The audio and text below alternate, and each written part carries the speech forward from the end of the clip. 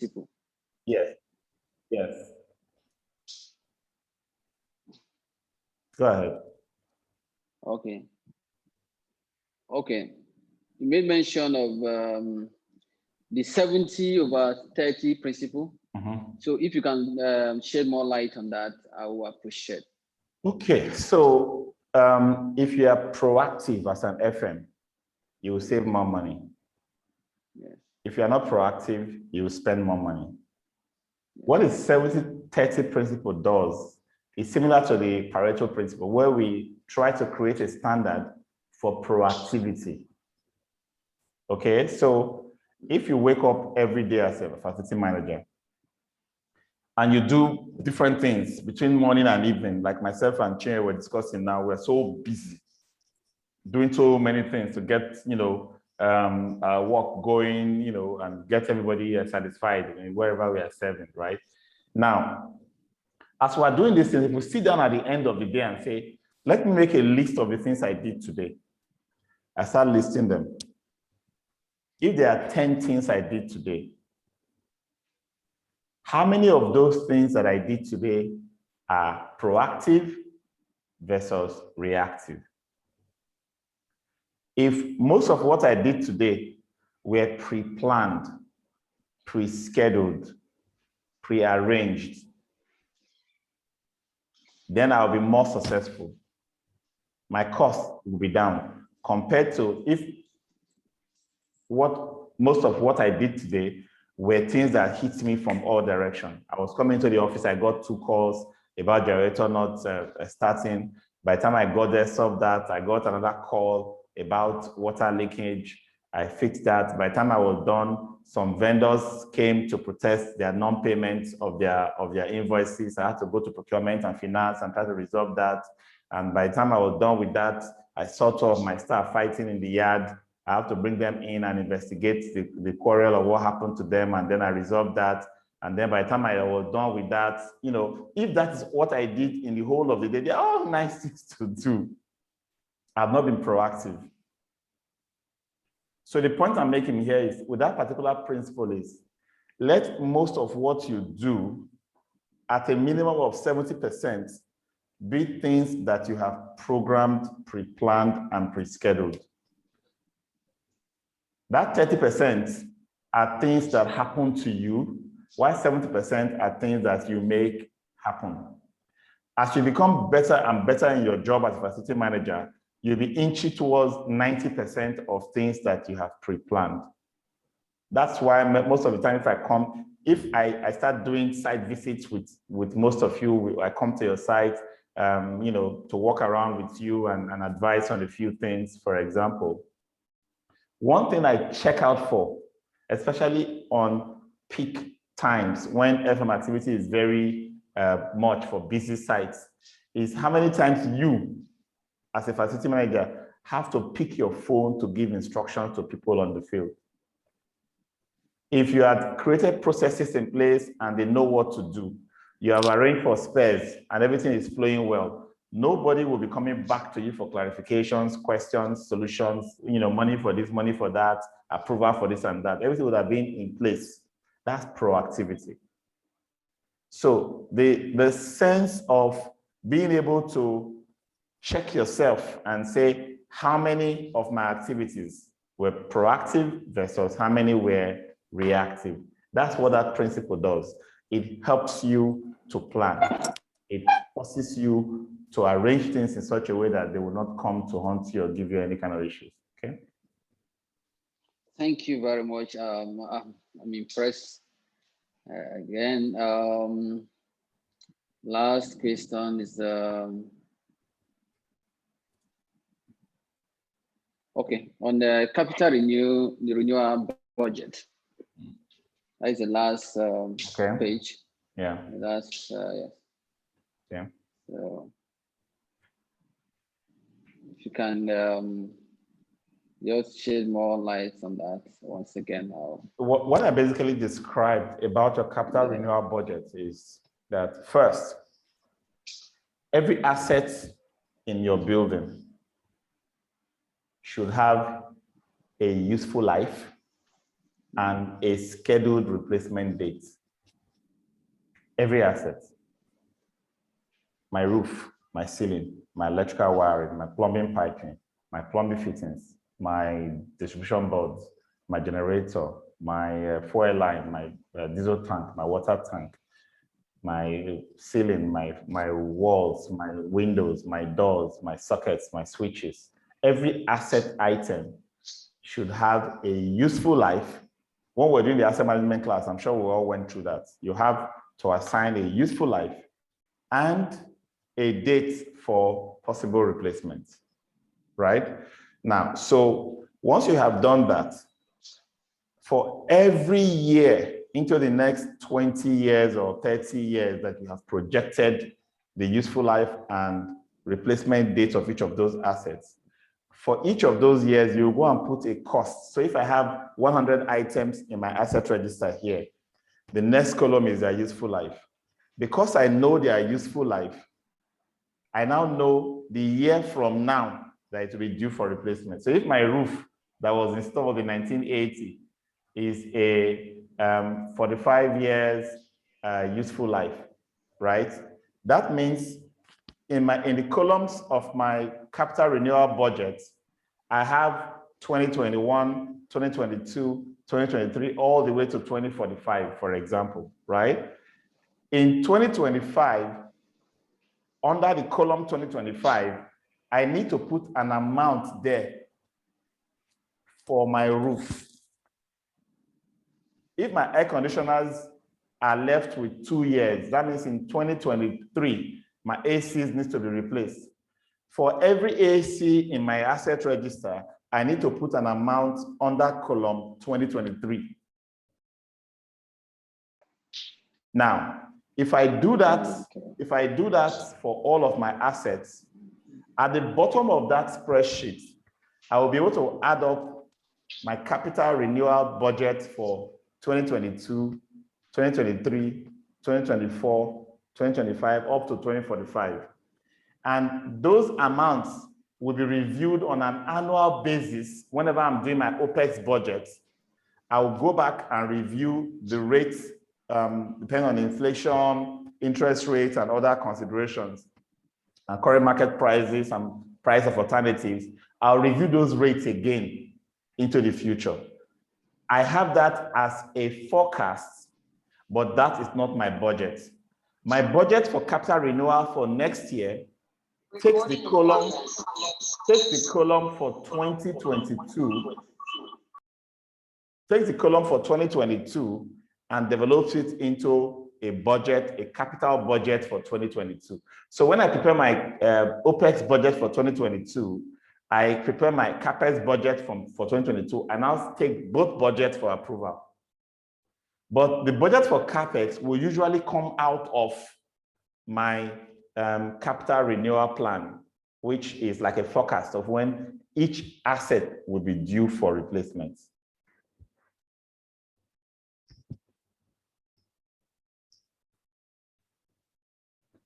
Thank you, sir.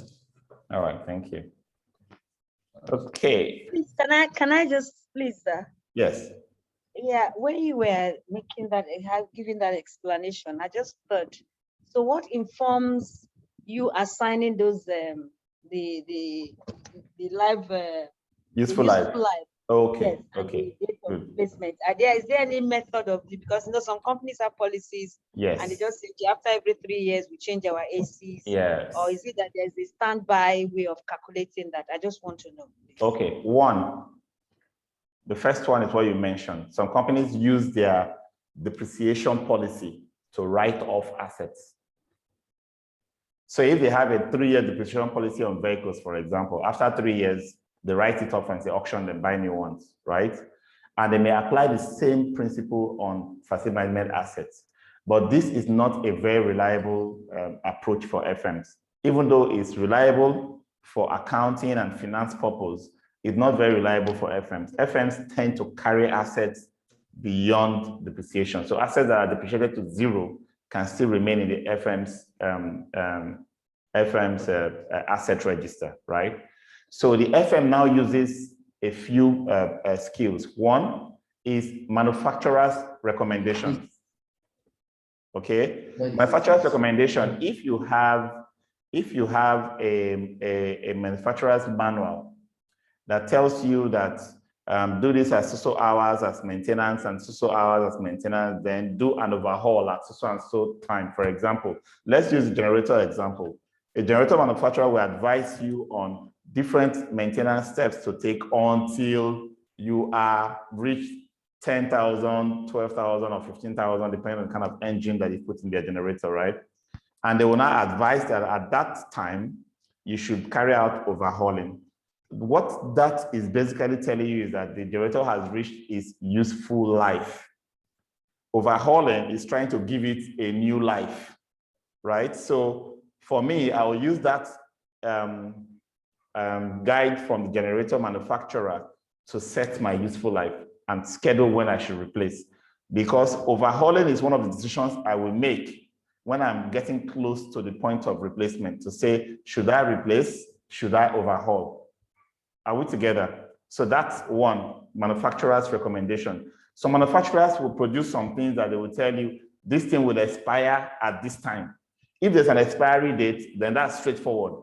That expiry date tells you the useful life. For example, you buy batteries for your inverters.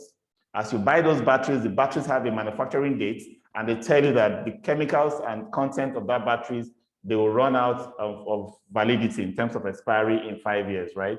So if you bought it and it was 2 years into manufacture, after manufacture, that means you have 3 years left. If you were lucky to buy it the same year it was manufactured, you can still have 5 years on it. So the useful life is tied to its expiry dates, just like vehicle tires and so many other things that we buy to use, okay? So that's manufacturer's recommendation. Another rule is to follow historical antecedents of similar assets in similar buildings in similar environments. Take the air conditioning, for example. Some air conditioning units will last a lot longer in certain weather that is free of heavy dust and sea salt. For example, that the corrosion level will be less. And as such, they will tend to do a lot longer. Metals will wear out, corrode faster in the seaward areas, in cities, in the coastal areas, right? So I will use historical antecedents from my own experience, from the experience of other facilities around me, to estimate my useful life. More importantly, if I already have data on how assets have served me in the past, I will take a data like mean time between failures to predict when the asset will become problematic. If an asset becomes problematic, even if you are still struggling to use it, designate it as something that has reached the end of its useful life. So do not carry a problematic asset on as if it is still within its useful life. I've seen assets that have reached the end of their useful life being stretched for additional 10 years. It doesn't mean that that extra 10 years is extra life.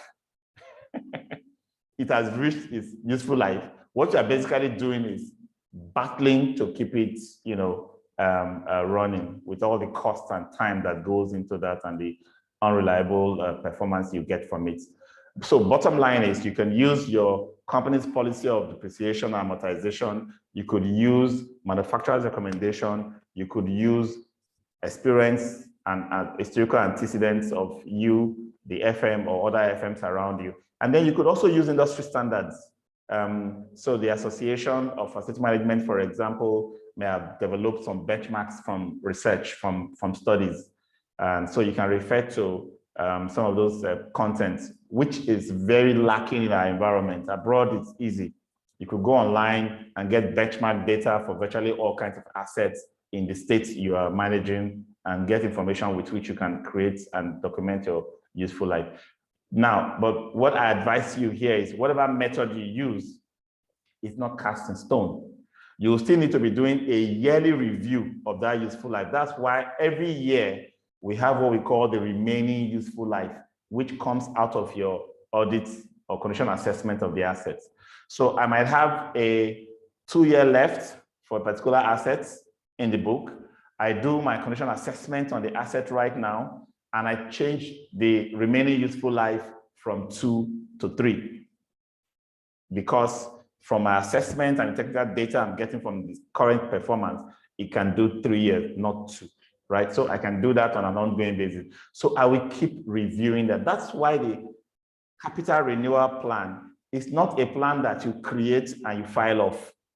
Every year you must revisit it. You must brainstorm on every item in your asset register in that plan. I hope that answered your question, Chinere. Yes, very clear. Thank you so very much. Well understood. Thank you.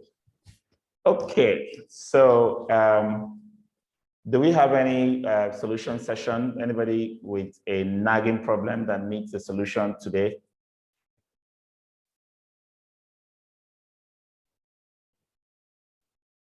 Okay, I'll share my screen and get into today's class.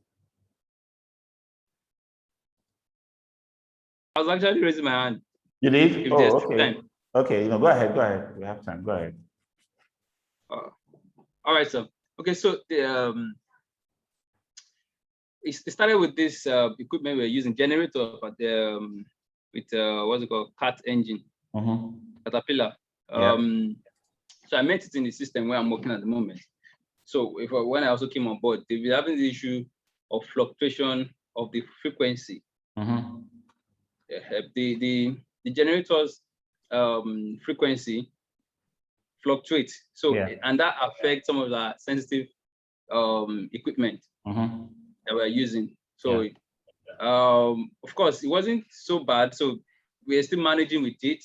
So anytime it fluctuates like that, we just put it off. We do a proper servicing. The service provider, Mantra, comes around, do some minor repairs and all of that, and then it stabilizes. But of course, when it got to about 11,000 hours, when we had to overhaul, and after the overhaul, we felt the issue was going to be resolved, but it got worse. So to the extent that we had to just leave the generator for the meantime. So yeah, so that's the issue we've been having. When a generator is having a frequency fluctuation, that is an electrical fault. There is actually a component in every generator, the automatic voltage regulator, and there's another item in the electrical component, I've forgotten the name now, that regulates the specific electricity quality that comes out of the generator. Part of what? Pardon? AVR. AVR, that's the automatic voltage regulator, yes, the AVR. There's something else. I don't know that it's solenoid. There's a word that I've also heard from the electrical engineers, that something that helps to regulate the quality of the power, because this is power quality issue, right? When the generator mechanical aspects work, the electrical aspects convert. The governor, right? Yes, something like a break box. Yes, something like a, yes, I think it's the governor, yes. You know, something, yes, that's right. So those are components that the mechanical guys who you have the servicing contract with, they are not very conversant with the electrical aspects. So for a big generator like that, you need to consult electronics experts who are alternator experts. They come in, they look at your generator, they do certain tests on those key power quality controllers. And in many instances, you may just need to replace those ones. For me, if I start having frequency issues, I don't even ask for much storage, because the next thing is just to take off the AVRO and replace it. Of course, for a big generator, that's a huge cost, but I think that's the approach, because you can't keep having a gen producing power that destroys the things it's supposed to be feeding and nourishing, right? So that's a big problem.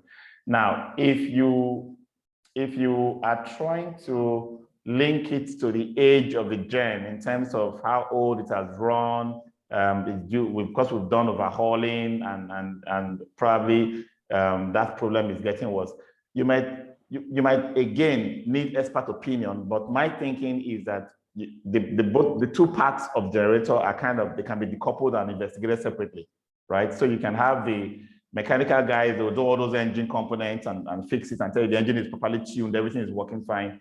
But the electrical component is still giving you the problem that it was giving you before you tuned up and worked the mechanical aspect. So I think that's what you need to investigate. I am not one to advise facility managers to try to write off equipment, right? I have used some generators for up to 18,000 hours and profitably too. You understand? It's just about the way you adjust your maintenance process for that generator. Many times you're having these kind of issues because you probably are adopting the same standard process from when gen was new till now. We don't do that. You change your process such that things I used to do in 300 hours can now drop to 200 to 150 hours deliberately, because the rate of wear and tear now, when that is older, is higher.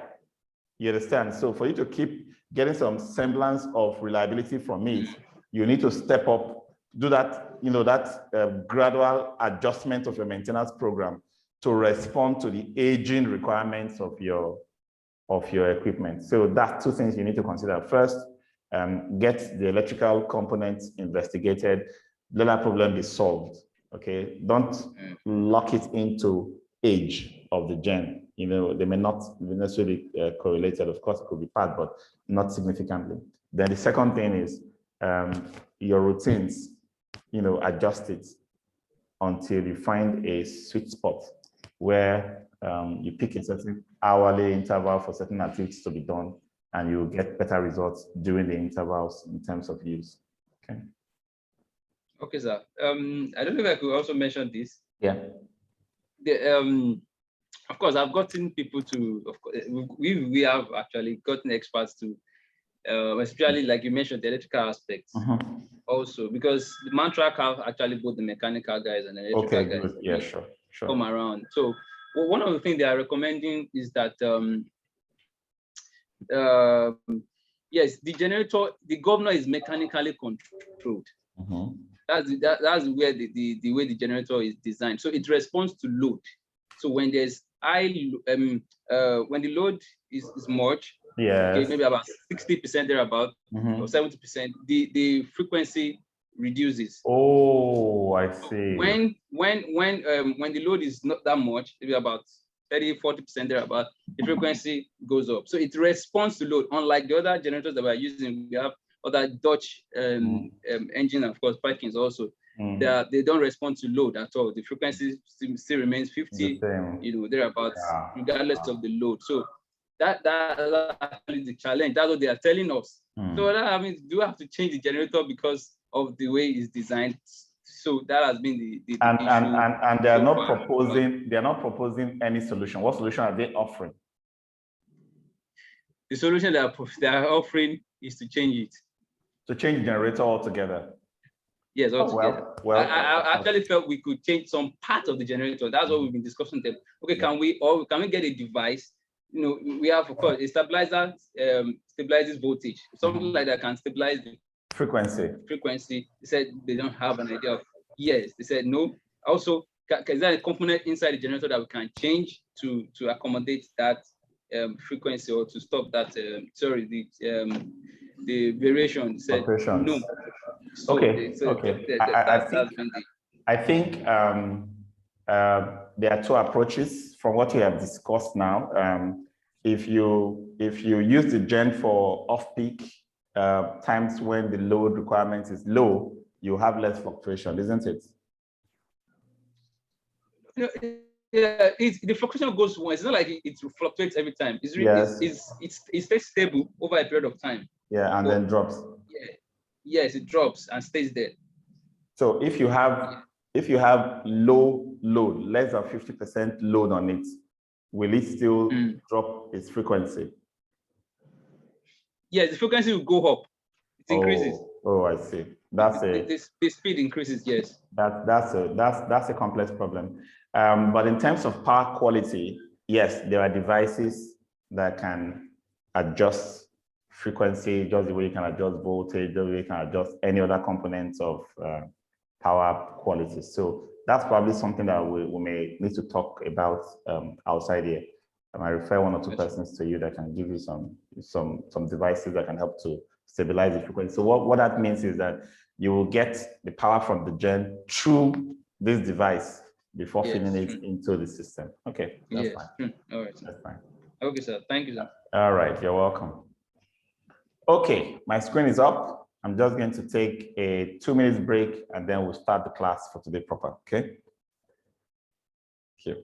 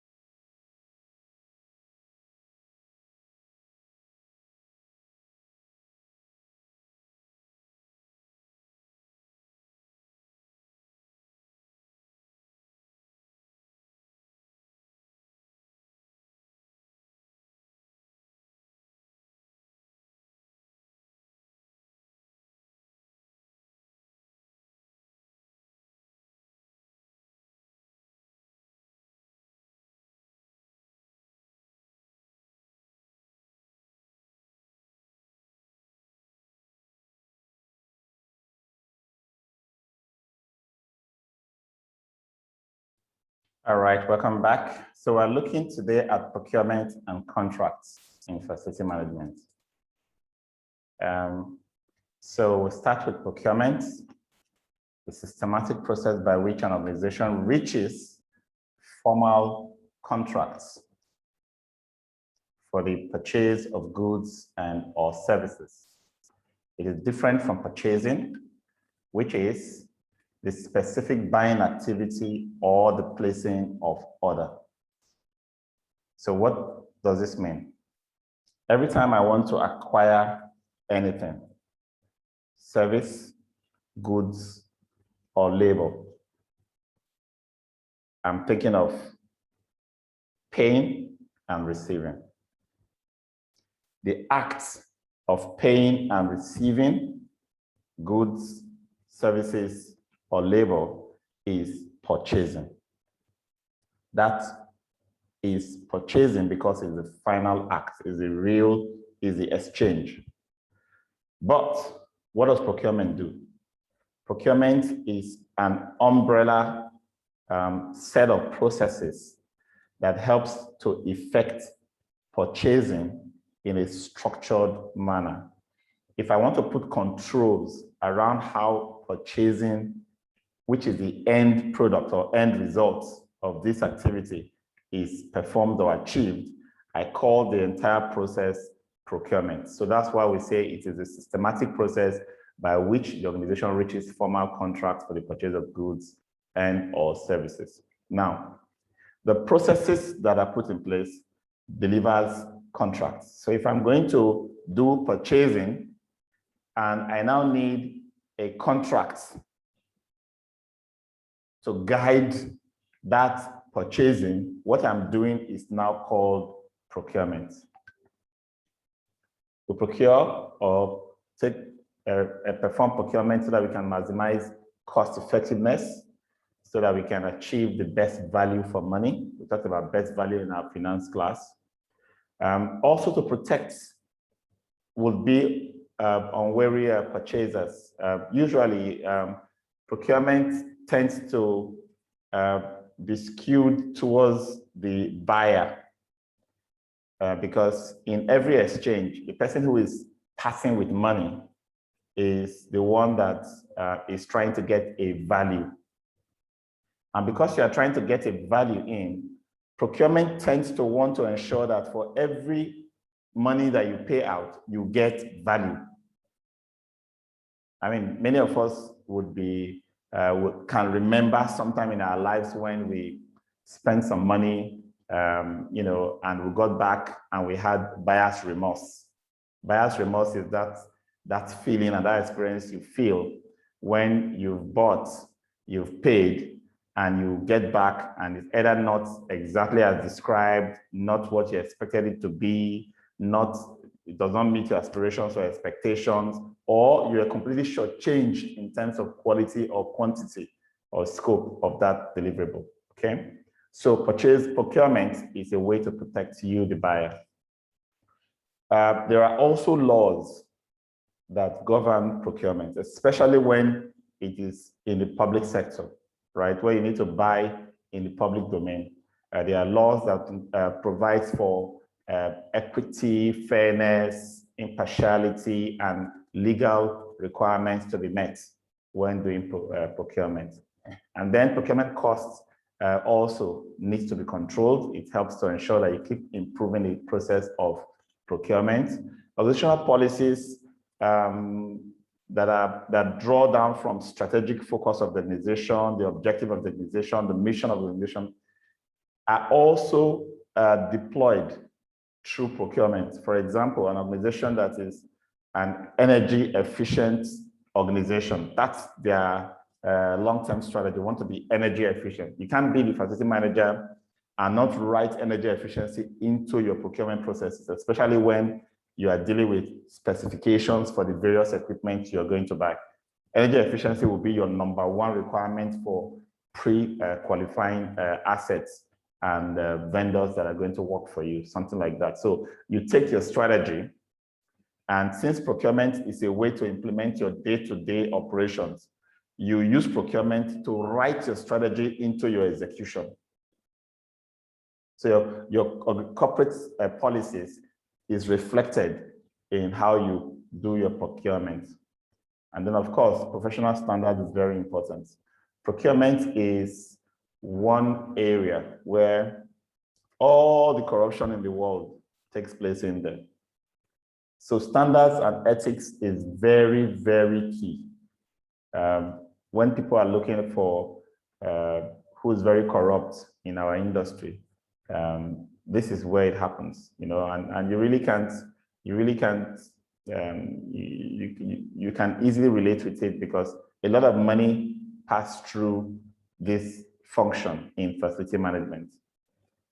If you think about it, the procurement done by most other departments will not amount to a significant fraction of those that the FMs do. Some departments probably do huge procurement, single line item procurement. For example, salaries are paid by HR and they make huge payments once in a month. But the opportunity for corrupt practices is reduced because, you know, apart from the days of ghost workers and some of those subtle corrupt practices, there's nothing much. That huge cost gives the opportunity for incorrupt practices. But in facility management, you are saddled with purchasing, procurement of many things, services, contracts, and that becomes a big concern that FMs are seen generally, and mark this down, FMs are seen generally in most organizations as thieves. People who line their pockets with 10% or 5% of whatever budget they spend. You need to actually work above board using proper procurement processes that is transparent, that shows that you are 100% accountable, to move away from that perception of this person is part of a lot of facility managers who are lining their pockets or dipping their hands in the cookie jar. So we need to be very careful how we do our procurement. It must be transparent. And also should follow the structure of the organization. So that's why you see some organizations having certain processes that says, oh, if you are the one asking for this item to be bought, you may not be involved in the buying process. The procurement process should not also involve you. If you are the one trying to write off an item as no longer useful, the bidding for that product or that item in terms of auction should exclude you and things like that, just to ensure that there is a professional approach to how we do things in the organization. And then from committees are set up to review bids and probably votes on who to award the bid to in a very transparent manner, okay? And then, of course, as you do procurement, you are gathering data. And as you're gathering data, you're getting a sense of how long, how well we are utilizing the resources that we have. If you don't have procurement in place, it is possible to buy some assets, use them once or twice, and forget about them. They just get broken and they're tucked away and nobody, looks at them anymore.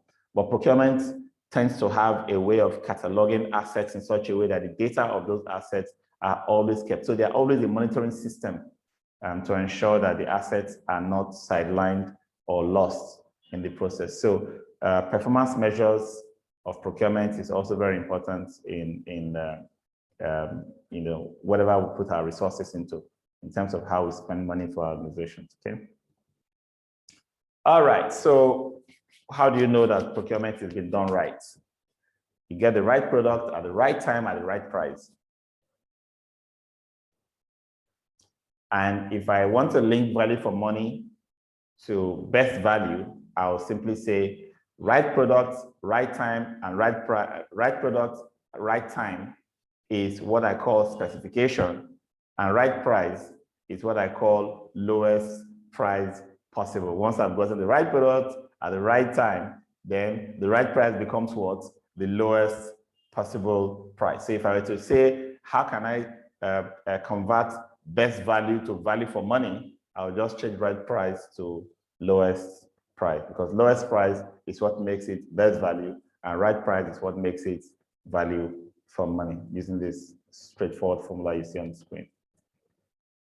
All right, we talked about this whole leasing and purchasing considerations in our last class, and I'm just going to move on. But you often come across situations where you have to make decisions whether to do some things in-house, using your own workers, employing staff to do it for you, or getting a contractor to come and do it and pay a lump sum, right? So you have, cleaning requirements.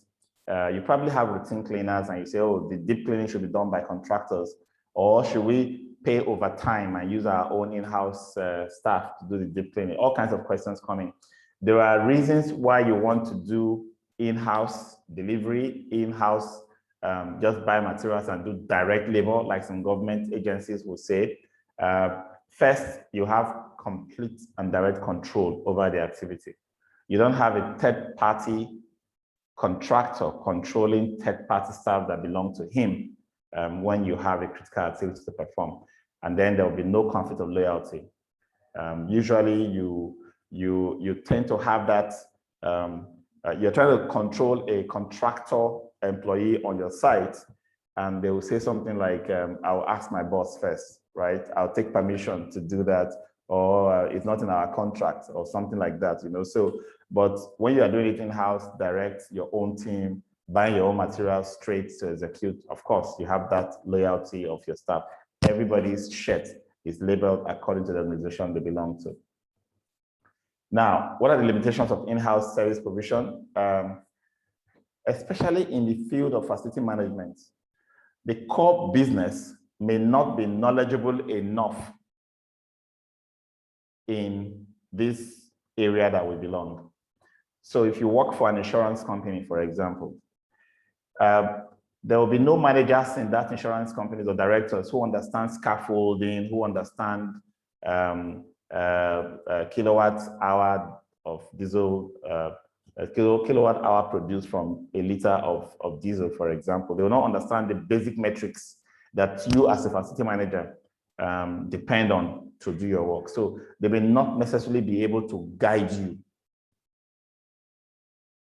Okay, so because of that, it's best to get contractors whose core business is FM. When they come into work, they have their hierarchy, and everybody in their hierarchy are experts in facility management. Most facility managers in in-house organizations also have training gaps, because this is not what this organization is about. We're a bank, for example. We are not a service organization. How can I be a bank manager and also know how to train a cleaner? I'd rather outsource cleaning. And then again, the work that we do as facility managers, you know, I always say that we don't come to work with others. We don't come to work like others. We come to work for others. We come to work because of others, right? So in essence, our job should not obstruct what the core business is trying to do. So if we have 20 of us in the organization and 2 of us are in the FM department, for example, there's a tendency to want to come to work with others or like others. Whereas most of the work that we need to do is supposed to be preparatory to the others coming to use the space to achieve why the organization is providing that space for them. So that becomes a critical concern that we should pay attention to. So if you are outsourcing, it's easy to say contractor staff resume by 5 p.m. and close by 10 p.m. It's difficult to make that a regular routine for in-house team executing the same job. But of course, we're advising that these days the FM should learn to schedule its own work, not to behave as if it's a 9-to-5 worker like everyone else. Because you do your 9 to 5 and you are still required to come as supervisor and work on weekends and evenings. So why do you do 9 to 5? I still don't understand it. Okay, so you outsource, contractors are flexible, they will work according to your schedule, but even you as an FM, try to schedule in such a way that you don't have to come to work in the morning, close like every other person, because you need to do your work when others are going, okay? And then recruitment and absence cover can be a major problem. In our facility management services, you know that if a contractor is short of staff, he finds a way around it. They get people to get the job done.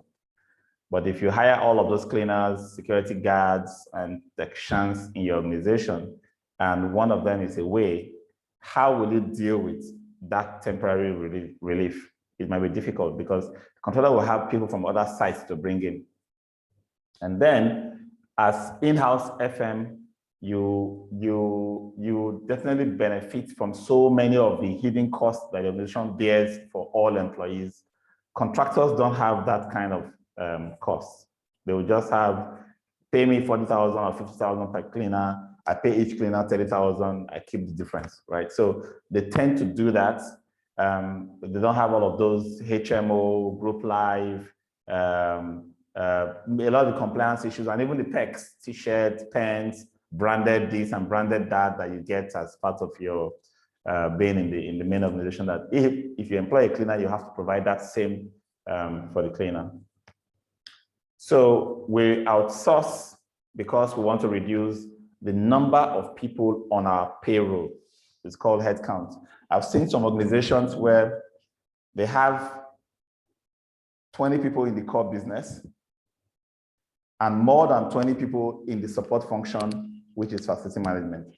They don't want to be using their payroll to process 50 or 60% support role. They want to outsource that aspect so that their payroll and headcount is basically, focused. Because if you look at their payroll and more people are in the support function, you'll be wondering what kind of business they're into. That could be very distracting. Outsourcing also helps us to reduce costs and concentrate on our core business. Helps us to buy in the provider's core business. The facility management contractor, his core business is facility management. So you buy that expertise in, okay? That expertise may not be available in-house for most organizations. So we assess it. Outsourcing also gives us flexibility, both in resources and in costs. I can give a contractor 30 days notice to cut down the number of workers that I pay on his payroll. In essence, I'm reducing my scope of work with a very short notice. I mean, if you have been in a situation where an organization wants to downsize, and you know how long it takes to discuss, strategize, negotiate, whether to cut salary or whether to let some people go and who to let go, you will know that it is not that flexible for in-house teams to move up and down. And then there are a lot of capital investments that it will not make sense for you as an in-house organization to go and acquire. There are certain scaffolding, for example, there are certain man lifts, there are certain pressure washers, there are certain cradle working equipment that a contractor that has multiple clients can invest in, use them for one client, move resources to another and equipment to another site to go and use, that it will not be practical for you as an in-house organization to go and buy those mechanical man lifts, store them, use them once in 3 months to change lights in your security lights, right? So it's not be justified. It's just like idle assets. So outsourcing helps you to tap into that equipment from that supplier, and that doesn't necessarily have to stay with you. And the management time to focus on strategic issues and planning. Organizations now, and this is one of the biggest driver of facility management outsourcing. Organizations are beginning to outsource their entire facility management departments to the contractor so that these guys no longer work for us. We have a contract that covers all their interests and tells the contractor what we expect from this facility. Let them work from that end and provide the solutions. I don't have to be doing appraisals for people who are cleaning and people who are servicing generators, when my job is to be doing appraisals for investment analysts and people that are in the core business, making me all the money I want. How do you outsource? You need to set the stage. You cannot, and this is becoming so rampant. I'm really disheartened by what's happening in the FM industry in Nigeria. Someone calls you and say, oh, we want to outsource our FM services to you. Please come and inspect our facility and give us a quote. It's an aberration. How do I inspect your facilities and give you a quote? How? You will not list the types of services you want. You will not list your assets, a clear asset register to tell me exactly the age, quantity, specification of the assets you have. You will not. You will not give me historical costs and contracts that you have in place. You won't give me any kind of data. I'll just look around and give you a quote. That's why most FM service contracts today are not meeting the aspirations of the customer. The customer has been so lazy that he has not created the background, the stage for proper bidding process. At the end of the day, he ends up paying a lot of money because if you call me to come and bid, I do what we call risk bidding, risk-based pricing in your bidding, where I assume the worst and I price the uncertainties into the price I give you. For example, you put on your gen, that's what I'm looking at. You don't tell me anything about the gen. I don't have any data about how the gen has been maintained to that point. If the gen is very good, I will do only the routine servicing for at least 1 year. But I don't have data on the mean time between failures. How often has this gen been failing in the last 1 year? So I assume that it will fail every week and that I'll have to call and do some patch replacements. So when I'm giving you an estimate for generator maintenance, I give you a very high estimate. Even with that, once the negotiation you have agreed, I may still end up disappointing you because in your mind, if I pay him this big money, he will give me assurance. He will make sure I don't have any problem, right? But as a contractor, he will come in and say, well, what you have paid for does not include A, B, C. These failures you are experiencing now was not envisaged, and you need to now bring money for that extra. That becomes a thorny issue. All kinds of issues of service failure, service quality issues begin to crop up. So do not be part of that process of calling vendors in to come and look and quote. Even for things as simple as painting your building, you should know as a minimum the square meters, the type of paint. So you can describe the kind of painting you want. And when the vendors come to do inspection, you have a data in your hand to give them.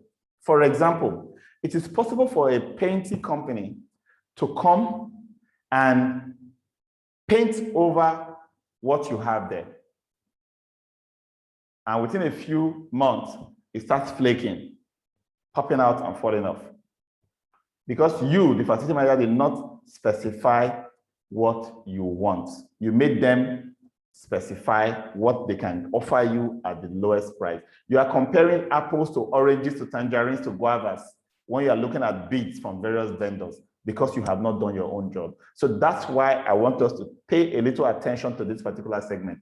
You must set the stage by first defining your objectives and key attributes of the service you are looking for.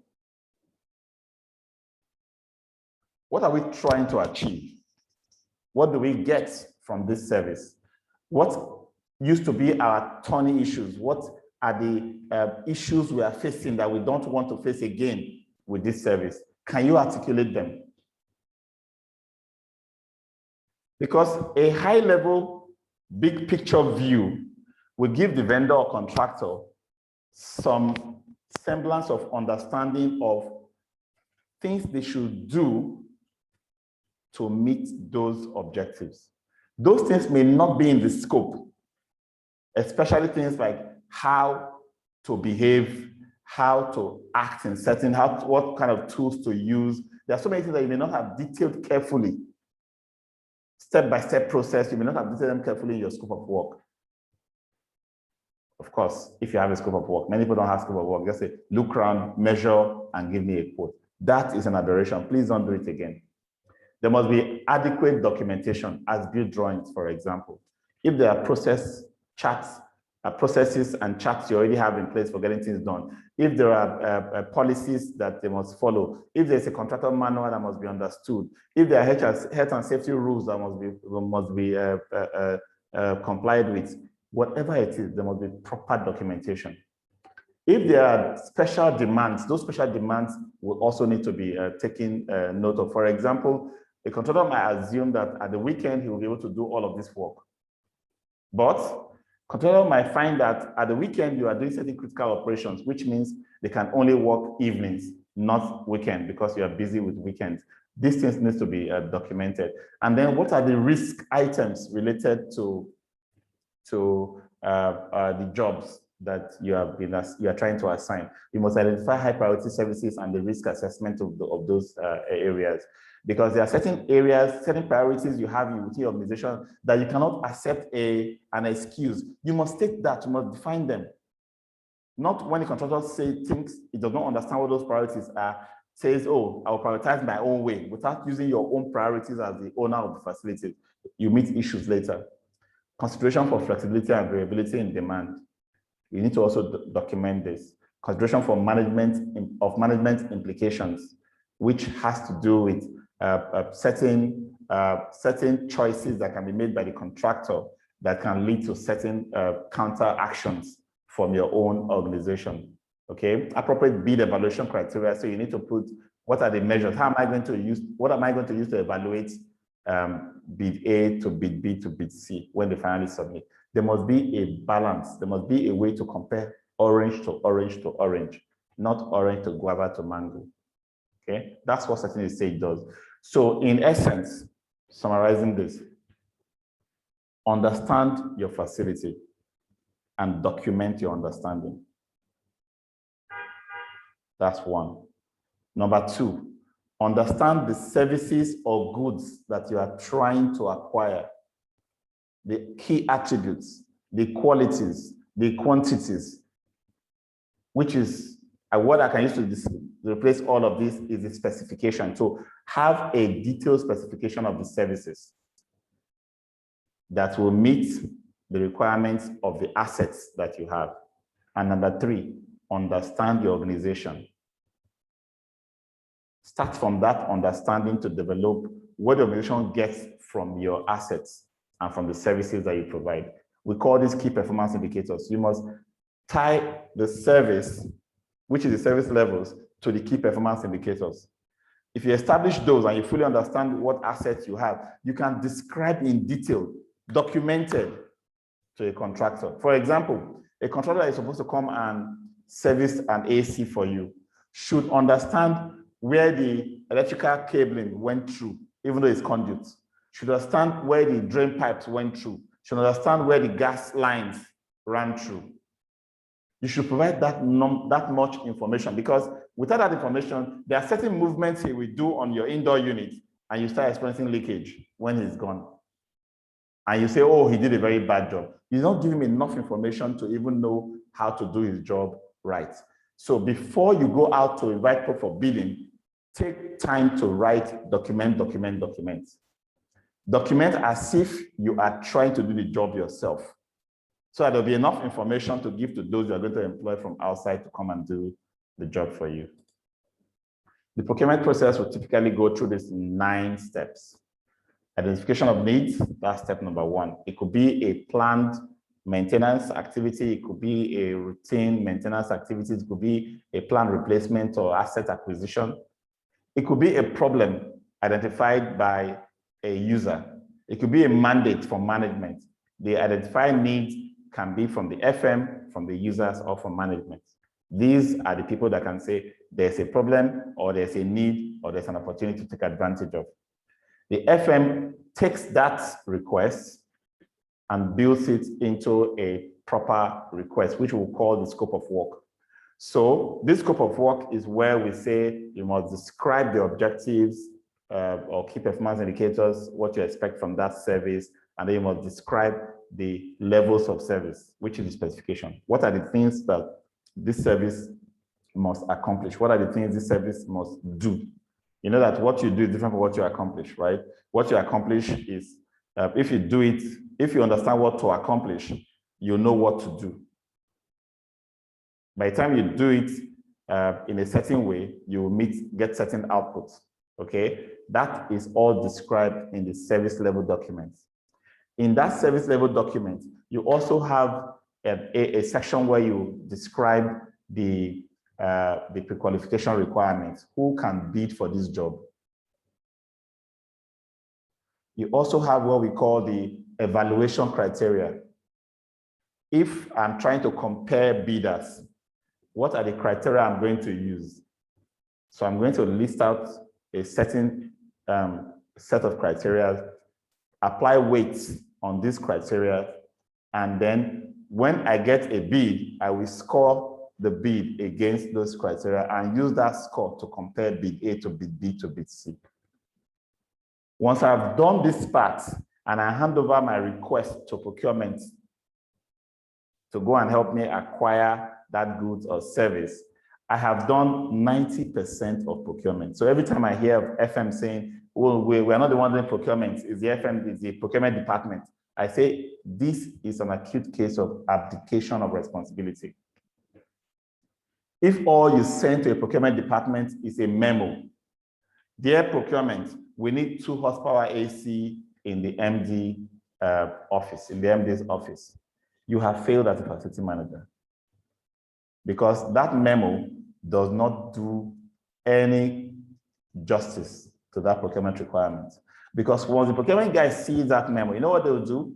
They go to the markets, they see about 207 different types of 2 horsepower ACs, they buy the cheapest one, and they bring it for you. I start complaining, oh, there's no remote. Oh, this thing is not cooling well. Oh, this color, I don't like it. Oh, this. Where were you when you were supposed to be preparing the request properly? To prepare a request for an AC, for example, this AC is for the use of the managing director. This AC must be a very reliable AC that must be able to work for up to 18 hours every day. That's how I start such a request. Then I move on into specification. This AC needs to be energy efficient, which means I'll specify starting current, running current.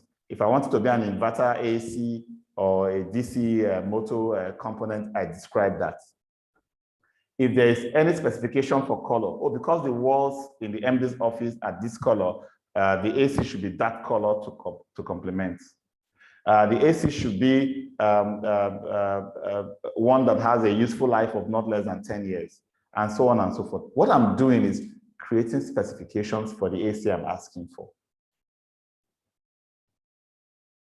And by so doing, I'm actually narrowing the work of the procurement guys to a checklist using the guidelines I have specified in my request.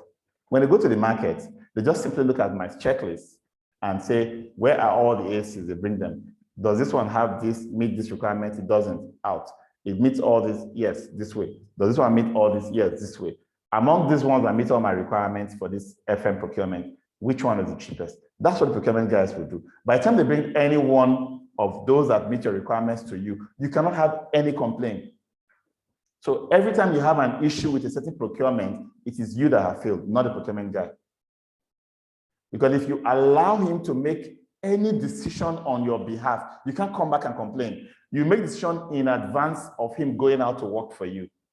And that's why you need to specify correctly. That's why I say FMs are the champion or the owner of the procurement process in the organization, including pre-qualification and evaluation criteria. Which kind of vendors can do this job? I'm the experienced one, I'm the buying entity here. You are procurement. I'm telling you that a vendor that can do this job must meet these 5 requirements. You can go and find vendors to come and bid for it, but all the vendors that will bid for it must meet this requirement. I am providing that. And when they all submit their bids, we will check for this requirement, that requirement, in a way, in the way we score them and rate them.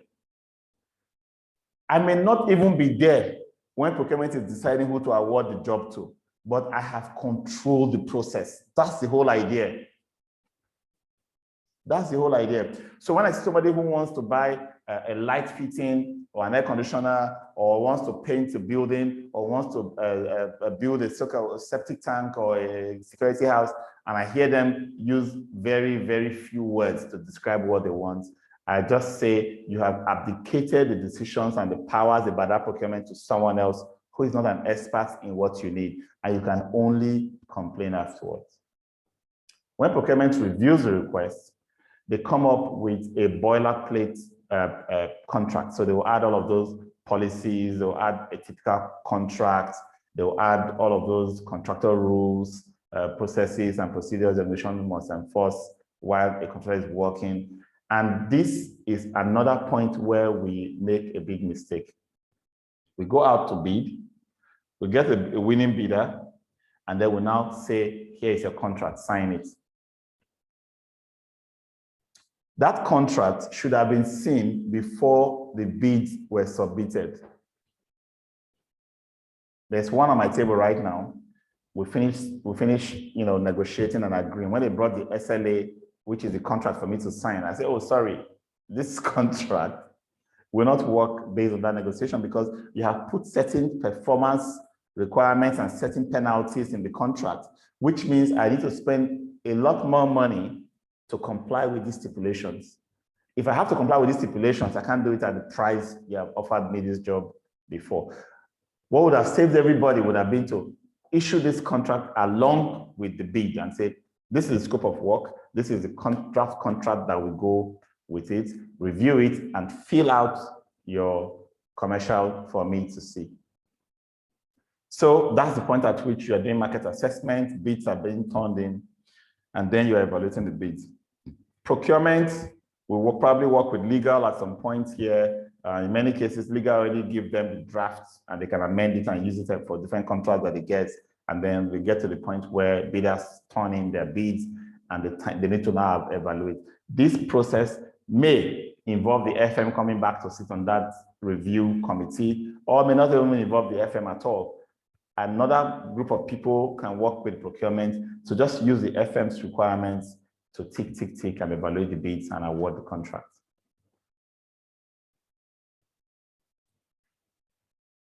So one of the things that the FM needs to be conversant with is what we call the pre-qualifier process. Every organization will have a set of requirements to be pre-qualified as a vendor to the organization. Now, the FM needs to be conversant with those pre-qualification requirements and also be able to come up with additional pre-qualification requirements for specific types of jobs. Specific types of jobs. So you might have 10 contractors who are pre-qualified. They have met all of these. They have the insurance, they have their safety record, company ownership, I know, blah, blah, blah. I know all this. They're pretty much there. But when I want to install a transformer, for example, I probably want to check for contractors who are experienced in this brand of transformers or elevator. I need to be able to bring that up and say, I need vendors who will show evidence that they have worked with this. Procurement will now need to add that as a requirement for pre-qualification for that job. It does not disqualify those who are already company vendors. They are still company vendors, but I'm not obliged to accept every Trump Dick and Harry in the company vendor list to come and do specialized service for me. I must know what specialized requirements I should introduce. Okay, so there's all that benefits in pre-qualifying and having suppliers and vendors listed. There's trust, there's partnership that goes with it, but there's also the downside of you beginning to lose money because you have a small group of people you must work with who are basically either conniving, conspiring to bid in a way that the bid is being rigged. Of course, that's a corruption. Or in some cases, you are no longer able to explore the markets, the wider markets, because you have restricted yourself. So if you ask me, I'll say best practice will be have vendors pre-qualified and don't close the pre-qualification door, because it keeps opening the opportunities for you to have that base to bid out a job into, or create additional layer of pre-qualification so that the wider group are out there, they are basically qualified, but for specific jobs, you can now use a stringent measure to bring in more people into your bid list. Okay, and once you've done your pre-qualification, you have a formal process, what we call the invitation to tender. A small number of people or companies are given the specifications, given all the documentation to come and bid. They basically hear from you what you want. That's what an ITT does. They put a price to respond to how they would deliver what you want. But an RFP is a bit different from an ITT, a request for proposal. A request for proposal will describe what you have and your problem. And then you tell them to provide you a solution and the cost of that solution. That's a proposal.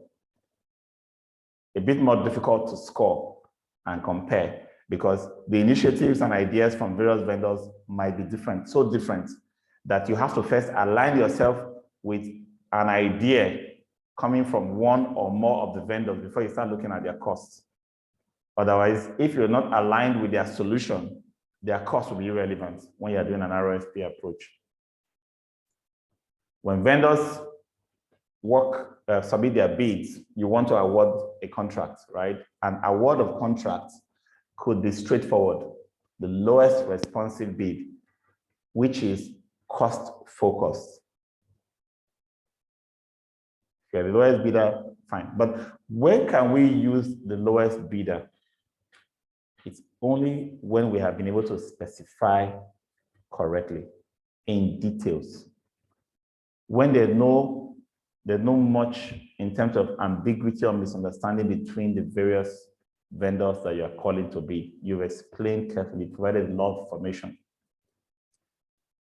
That's when you can just say straight up, I'll go for the lowest bidder. And also, when you have done pre-screening, the technical aspect have been done, which means the last 5 you shortlisted, all of them can be picked. All of them are good enough.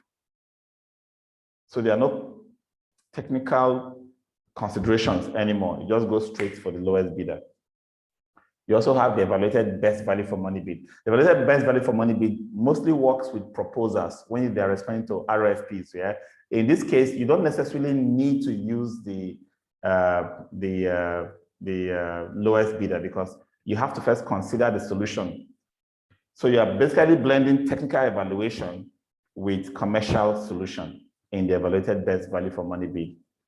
And then you have the unique service. A unique service is where you award a job to one organization, to one company, strictly that one company, because of several reasons. That company could be an original equipment manufacturer's representative, OEM rep, which means they are a monopoly for that particular product you have chosen, for example. It's also possible that the service is so specialized that you don't necessarily have a wide range of service providers in that industry. There are probably just 2 or 3 that provide in the industry for that service, and you have to negotiate with them one by one. So there's not much in terms of competitive bidding in a unique service. You just negotiate straight off with the one you intend to give the job to.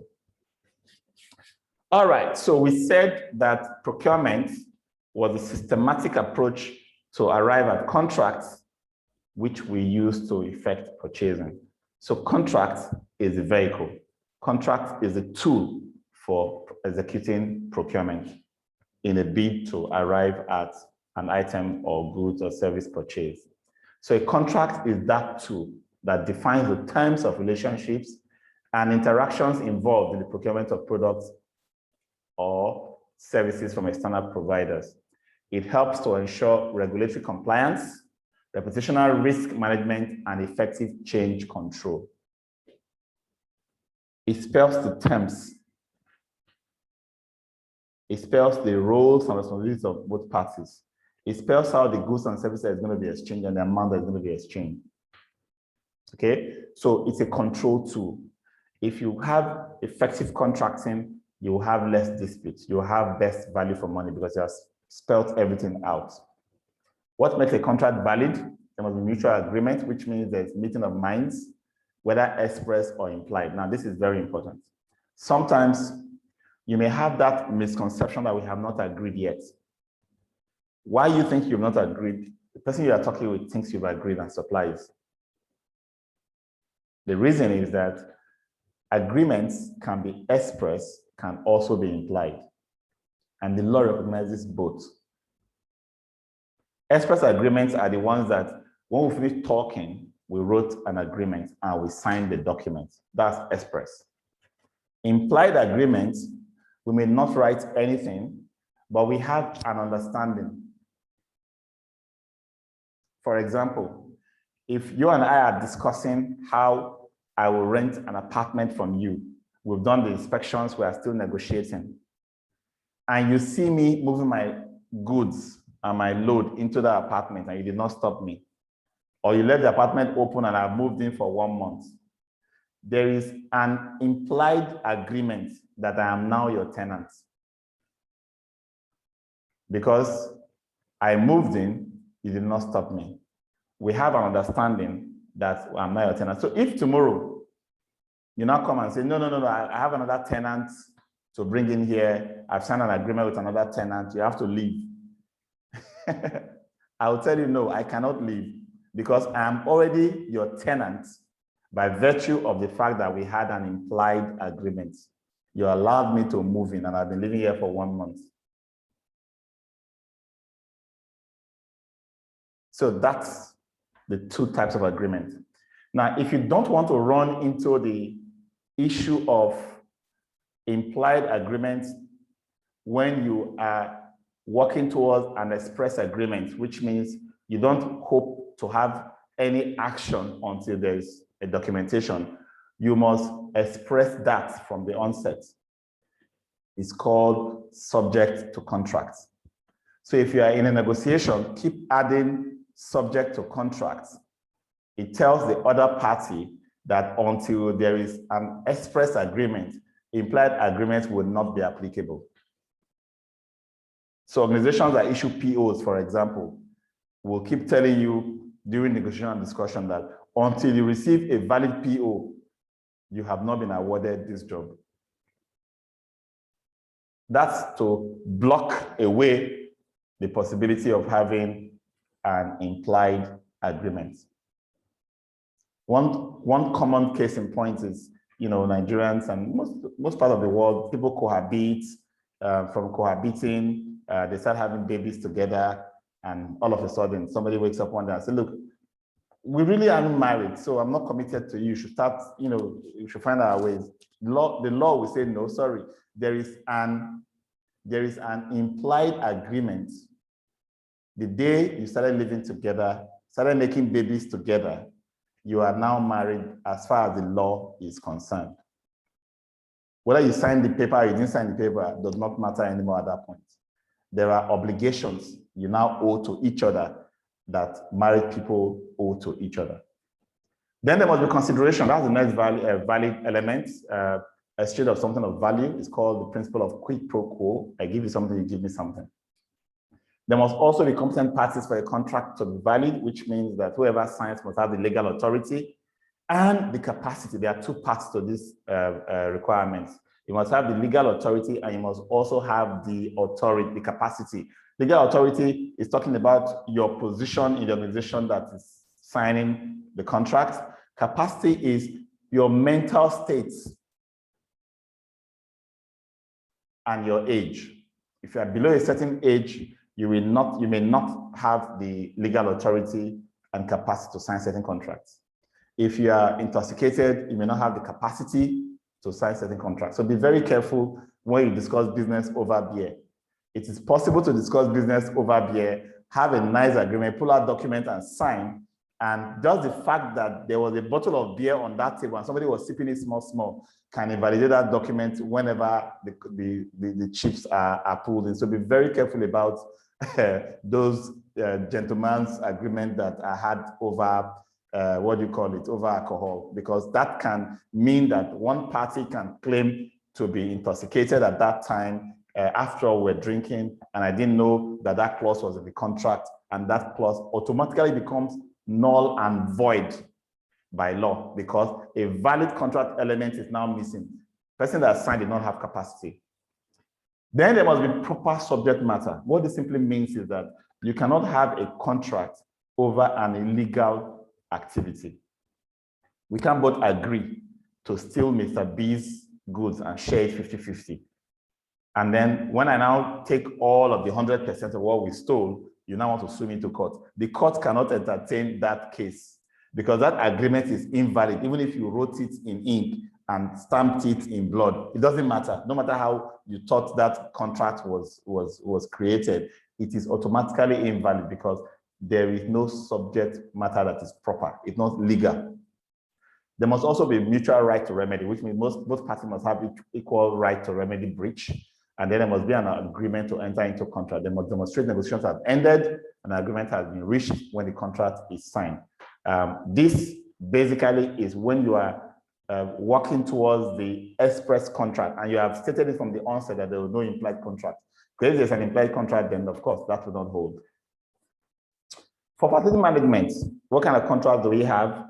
Typically, somewhere between 6 and 7 different types of contracts. You have the fixed price. This is where you know exactly what needs to be done. The specification is clear, quantities are clear. There is no ambiguity, there's no uncertainty. The price is fixed, no variation.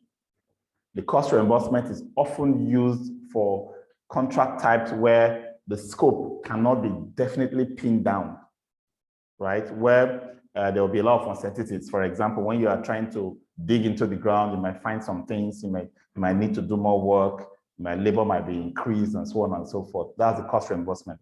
Or materials can, requirements can change while the work is ongoing. It's used in turnkey projects, in the EPC project, that's engineering, procurement, and construction projects in the oil and gas and other industries. It's used for many types of contracts, even FM services, where you have what we call the reactive components of the contract. When we are having an FM contract, for example, we have the fixed cost elements, salaries, insurance and taxes, all of those things that I already know, we put that on the fixed price, right? I will now say all the repairs, all the things that can break down, we'll call those ones cost reimbursement. Okay, you could decide to have cost reimbursement based on market price and markup, or you could have cost reimbursement based on a schedule of rates, which is a price list that we pick items from and say, if you do this, I'll pay you. If you do that, I'll pay you that, right? So that is a way to, that's the second type of FM contract. Part of the a way to execute a fixed price or a cost reimbursement contract is what we call the indefinite delivery quantity line item, where you sign a contract purely based on a schedule of rates. AC servicing, 10 million naira for this year. But that 10 million naira is only a ceiling. You can't spend more than 10 million before the year runs out. But what we are doing is that the contract is based on a schedule of rates. Compressor, this amount, capacitor, this amount, fan, that, belt, that. We put those rates. Those money are not your money as a contractor. It's only when a problem occurs in my AC and you have to replace a compressor, we pull a rate from that schedule of rates to approve that work for you to do. That's why it's called indefinite delivery quantity line item, IDQLI.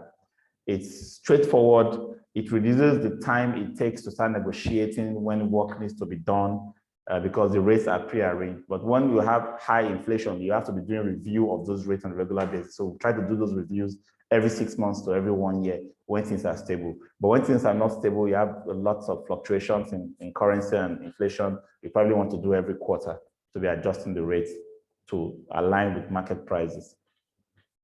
And then you have the national buy. National buy is any kind of contract that gives you a national coverage where one invoice is presented at the head office and supplies and services are performed to various branches across the country.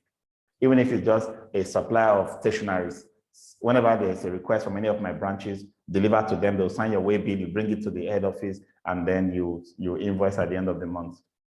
And then you have the open book. The open book contract is a type of contract. Okay, so if I want to compare the open book with the cost reimbursement contract, I would say the open book is a system of working for you using your money, or using my money as a vendor, but presenting you my market receipts so you can see exactly everything that I spend. No markup. You have an amount you pay me for working for you. So if I'm doing that for you in an FM contract arrangement, I will buy diesel and present the receipts of the diesel supplier. I will buy stationaries and present the receipts of the supplier. At the end of the day, you have an amount you have already pre-negotiated with me to pay me for working for you. Management fee, labor fee, whatever I want to call operational fee is that. But an open book means that it is you I am working for. Whereas a cost reimbursement, I will present my own prices for doing things for you. My own prices could be pre-negotiated in indefinite delivery quantity line item type schedule or rates, or we negotiate on a case-by-case basis. That's cost reimbursement. But in open book, whatever the market says is what you get. So most of those companies that do property management, where I'm the manager of the property, I have a series of vendors that do A, B, C things, and every time they bring a bill, I pass it on to the owner of the property. Every time they bring a bill, I pass it on to the owner of the property. That's an open book type of contract. Labor hour and time and materials are the kind of contracts you put in place for consultants and people that you bring in for a task. They perform a task and you want to be able to value how long it takes them and what output they bring in. You use labor time, labor hour, time, and materials to evaluate those kind of contracts. Okay, so contract negotiations, it's important to understand that contractors, they are human beings, they need to survive. So when you're negotiating, don't try to negotiate below market price. I know you want to save all the money for your organizations, but contractors begin to exhibit certain negative tendencies when they have accepted in desperation a job for which the amount you are paying will not cover, right? So that's something I just wanted to understand.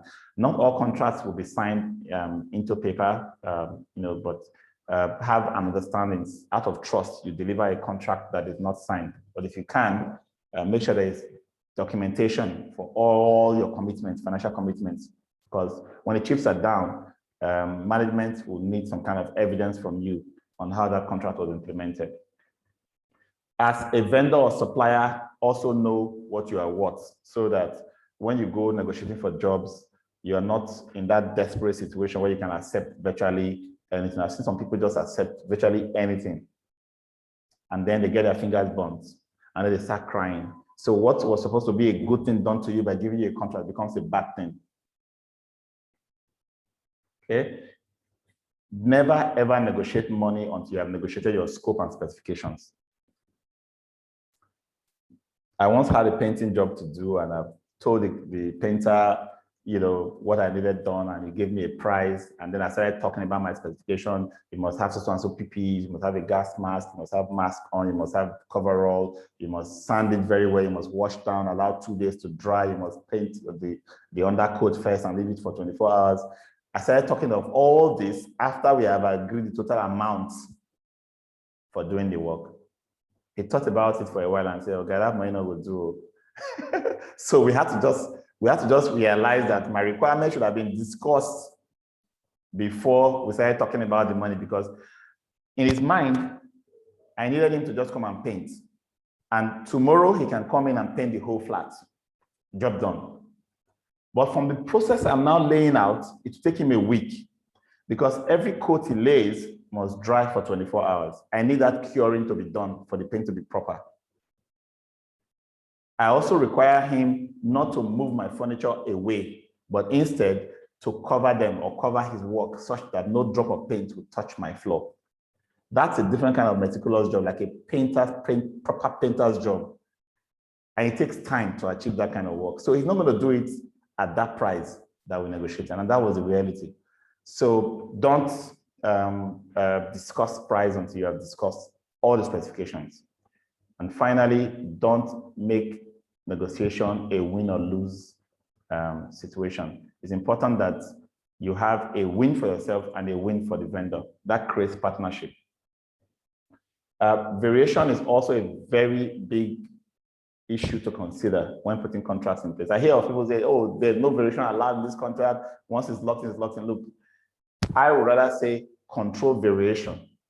Make sure there are steps or processes in place to control variations. For example, it could even be you, the client, who wants variation, who change your mind on the color, who change your mind on the quantity or quantity that you want, right? It could be you, right? So don't kill your contract with that. But it's important that you ensure that variation is controlled, that both parties will be able to evaluate the implication or impact of any variation coming from any party on everything else they are doing. During contract execution, monitoring is a very key step. You give somebody a contract, You leave him alone. How he does it is his business. You're only concerned about the outcome. If the outcome is not right, whose money is lost? It's yours, isn't it? Now, you give somebody a contract, you don't give him a breathing space. You are virtually holding his hand right and left every minute of the day. You're micromanaging him. He's not happy with you about the way you are handling the job, right?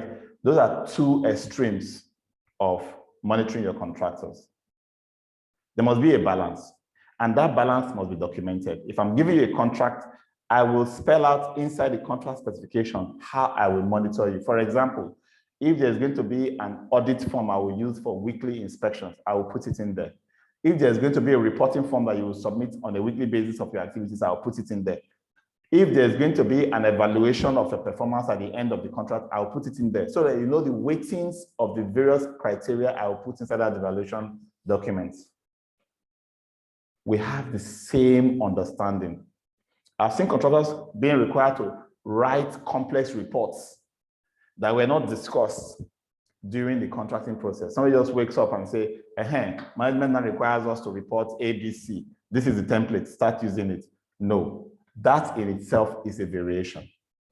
Or contractors must attend an operations meeting for 3 hours once every week. Who has that time? We didn't price that 3 hours into the contract when you were asking us to bid for this job. All of those meetings, all of those reports, all of those templates, all of those audits, all of those inspections, all of those marking scheme for evaluation of the qualification of performance appraisal must be written into the contract so that what we will do, both parties understand. And, especially for cost reimbursables, reimbursement contracts, it's easy for you to make a commitment once, and that commitment will run haywire on you. So just make sure that you have a way of monitoring your contract budget. You must stay within budget. That is key. And for you to stay within budget, you must manage the commitments you are making to the contractor to execute. Don't go and give an approval to do something when you see the costs are shouting. Many people are seeing themselves in this situation. And don't give a contractor a job for which you are not clear as to where the funds to pay the contractor is going to come from. Many FM companies have lost money this way. Manager approves a job to be done, and then when the payment invoice goes through, management of that organization lets him know that it was not budgeted for. And as such, that job cannot be paid for. So, as an FM in-house, negotiating jobs, ensure that you have a clear idea of how that job is going to be paid for. And at the end of every contract, it's also important to have a way of evaluating performance of contracts. A scoring metrics must be developed so that as the contractor is performing from week to week, from month to month, you are scoring that contractor. You're scoring. And that's checklist for doing that evaluation is already discussed and embedded into the contract. And you must use the same tool to measure different contractors doing the same thing. You cannot use different tools and end up with results that you're not trying to compare, okay? When focusing on performance measurements, try to look at the things you want to get out of the service. It's easy to score contractors based on what they have done. Oh, they brought 5 cleaners, checked.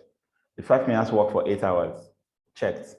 The 5 cleaners came into the toilet every hour to check things, checked, right? You have marked them based on inputs. It's important to score people based on what you get. For example, the place was always clean. When we did inspections, we always find the place clean. People never complained, or whenever they complained, the complaints were not too often, or the complaints were going down, right? and so on and so forth, because these are things that focuses on what you get. And then also measure things that has to do with conformance to regulations and standards, quality-related performance targets for service delivery, expenditure targets, time targets, punctuality, and delivery on time, and interaction between customer and service provider. That relationship that goes on between service provider and the clients is also very important. So your specification of your contract is what you use to define your performance of your contract. If you have specified the contract services to be done in a particular way, that is the same way you specify the performance evaluation criteria. If you have described the work that needs to be done as an input specification, where you set out in detail the exact services to be performed by the contractor, your performance appraisal will also be based on checkboxing all of those items that you've asked me to do. But if it's an output specification you have given, which you prescribe not exactly how the controller would do it, but what you will get out of the service, your outcomes, that's what you are doing in output specification. So take cleaning, for example. Input specification is come in at this time, close at that time, use a certain type of tool and a certain type of chemical and do a certain type of activities for so number of times for the day. That's input specification. Output specification would be, I have a table. This table is made of wood. This table must be free of dust, must be free of smudges and stains and oil and dirt. I have a floor. This is a ceramic floor. This floor must be free of stains and must not have, I am telling you what I want from the service. If you decide to come with some magic cleaning tool that allows you to clean once and in a week, dust cannot stand or land on my table, then you've done your job. Every time I come and I can't see dust or stain or whatever, I pay you 100% for that job, which is very different from if I tell you to wipe the table 10 times a day and you wipe it 10 times a day and you mark that you wiped it 10 times a day, and I come with my white shirt, put it on the table and I get stained, I can't complain because you've done what you were asked to do based on the input specification. So the specifications is what we use to create what we call the service level. That service level is what I described when I said the FM will develop the scope of work, the specification, and how the job will be done. That part of the contract that you hand over to procurement so that they cannot add their own part to it. SLAs are negotiated agreement between the service provider, whether in-house or outsourced, and the customer. What the service provider is committing to is listed. The level of service time may be specified as targets. For example, 24 hours to change a bulb. Worst case scenario, that's what those ones are specifying. 2 hours to respond to AC shutdown, and so on and so forth. Okay, you now use those ones as a means of measuring what the contractor is doing. Okay, so just like we said at the beginning, when we're talking about setting the stage for outsourcing, when you are developing a service level agreement before you go, finding the vendors, ensure that the business objectives are stated. Describe in detail the service deliverables or the scope of service. Define the performance standards that the customer expects. Provide ongoing reporting mechanism, all those tools, all those communications, meetings we are going to hold, audits we are going to hold. And then include penalty and incentives. If they meet certain targets or standards, this, if they don't, that, okay? And provide a mechanism for review and change to the service levels over the course of the contract. That's why I say, instead of writing this contract will not be subject to any variation, create a section that says, if there's going to be a variation, it must be based on so-and-so conditions, and so-and-so considerations must take place. And then, if we're going to make a such variation, so-and-so people must approve it. You put a process in place for variation into the contract. Contracts, like I said at the beginning, are vehicles for spending money. They are the tools we use to spend money. And as such, there seems to be a lot of corruption that goes with contracts. So that's why we'll talk about contract fraud at this time. Any intentional deception made to gain an advantage or damage an individual. a variety of illegal acts, deceit, concealment, violation to obtain money, property, or services, avoid payment or loss of services, secure personal or business advantage is contract fraud. Could be in form of collusion, where parties from within and outside, or parties from outside connive to keep the lowest price higher than the competitive price.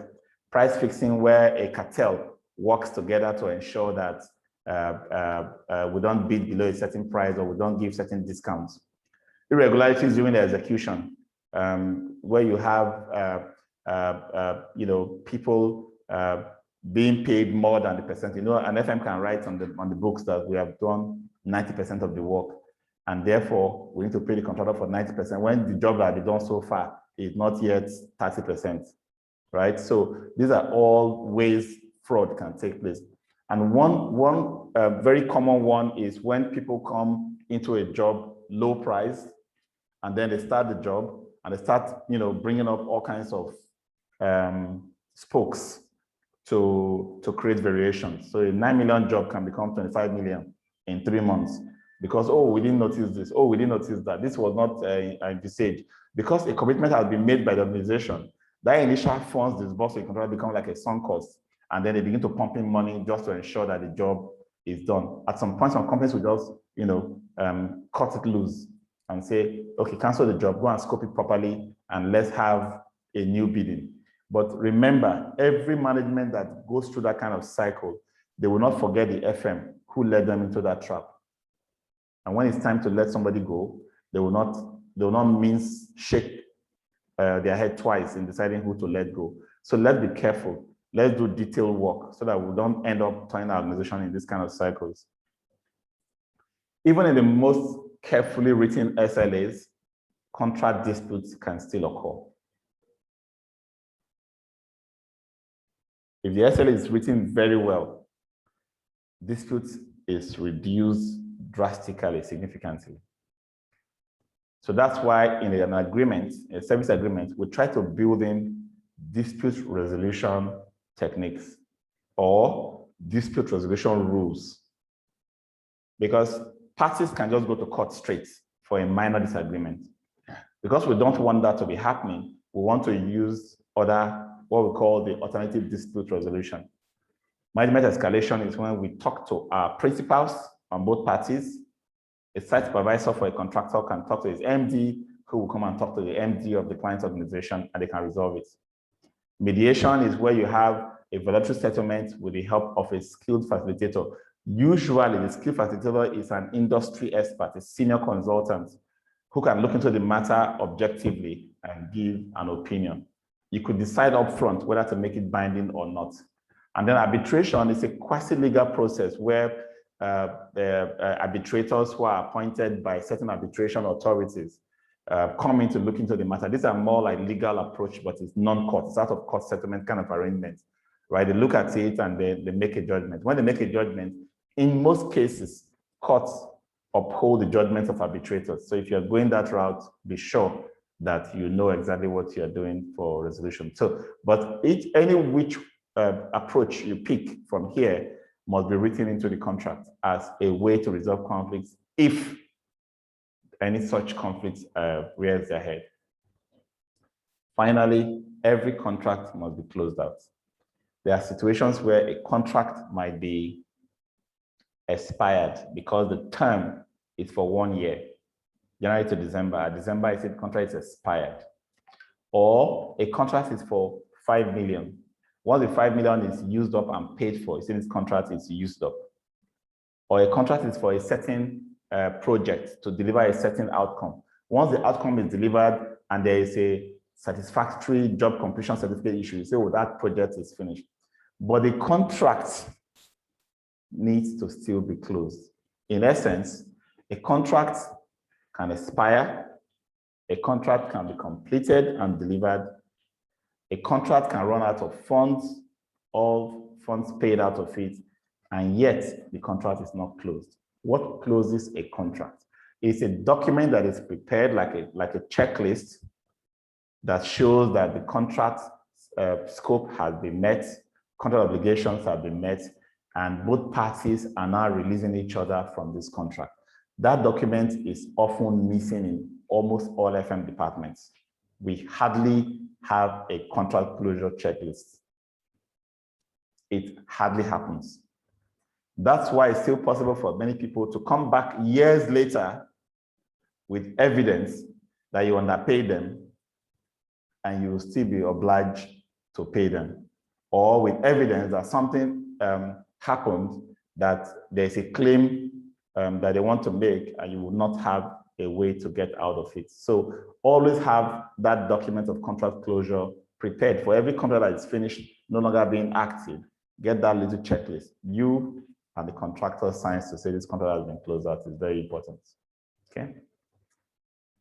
All right, it's an assessment with this one. I hope you can do it today. Let's have your questions. I'll just give you 2 minutes to review your notes and come up with your questions, okay?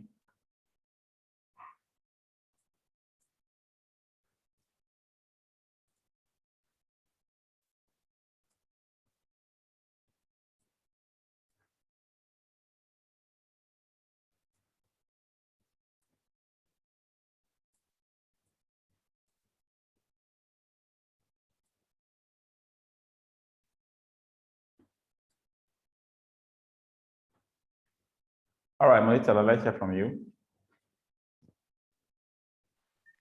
Good evening. Good evening. Yeah, actually, what I just want to say, can you please take that type of FM contracts again? I was in a noisy place when you were taking it, so I didn't get it clearly. Okay, okay, all right. I'll take it as the last thing in this class. Yes, Fatima, your question. Okay. Good afternoon, sir. Thank you very much. You're welcome. It's on the first page, the discussion of the perception of FMs in an organization. Yeah. I know this is common everywhere, and coming into the FM space, knowing exactly this perception is seated with FM, but actually it doesn't end with FM. At times, it is not even the beginning of FM. For example, my organization that I'm working for, FM only comes in when the need for us to take care of the facility. That is one. But after getting a lot of your lectures, Paul, I now can stand my grounds to say, if you want me to do X, Y, Z, I need to be this before we go ahead. A lot of stories have been learned. Today, crown it all, especially the scoping, the SLAs. I can see it all. I can see it all where every fight is coming from.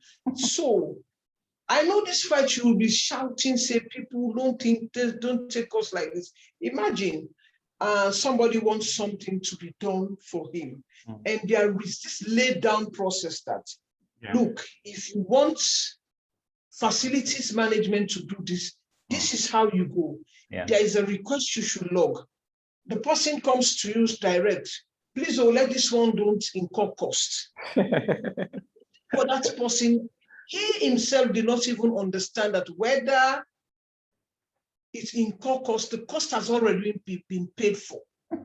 So I don't know, Paul, I want with your help and your professionalism to bring out a session that will help cool some FM, like my FM, to cool me down when some of these things come up. You don't even think of cost. You cannot manufacture the cost. All what they're looking at, I don't want cost to. I know. And this same person wants this thing to be fixed at a given time. He or she doesn't want to go through the right process.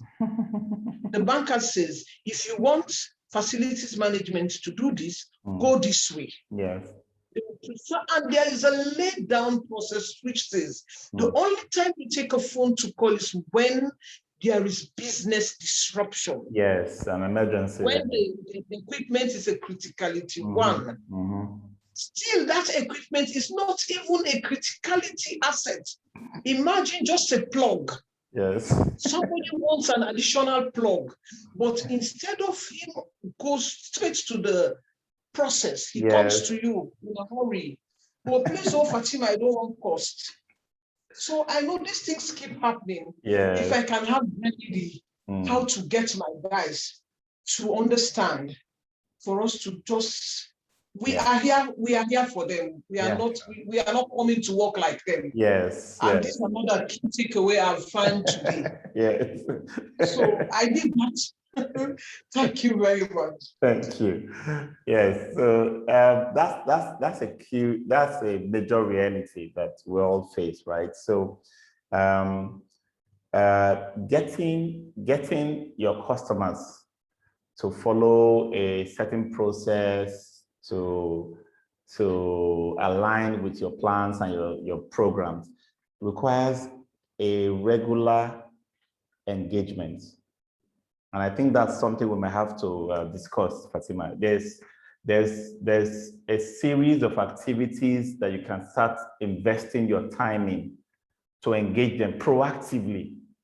You understand? I cannot see everything here, but if customers know that you are always coming to them, they will come to you less. You will create a system where you say, every Monday by 11 o'clock, I want all of you to log into my radio channel, for example. Take this link, join in if you have any issues for this week. For example, I've curtailed them. If I do that, I'll be live at this session to hear whatever concerns you have, for example, right? That may just be an idea to make them not jump on you at every random moment, right? That could be an idea. Another idea would be, what is difficult in using the process? Click on the web link or send an email or send an SMS or whatever. What is making it difficult for them to use? Could it be that in the past, we have not responded as quickly as possible? You know, when FM have SLA of 24 hours, we tend to leave that job for the 24 hours and do it just before 24 hours. A client may see something that the SLA says 24 hours and may not necessarily want to wait 24 hours. But if they are used to 24-hour SLAs being achieved in 3 hours and 2 hours in the past, they won't think of calling. So there are so many things that we can do. First, look at our own processes.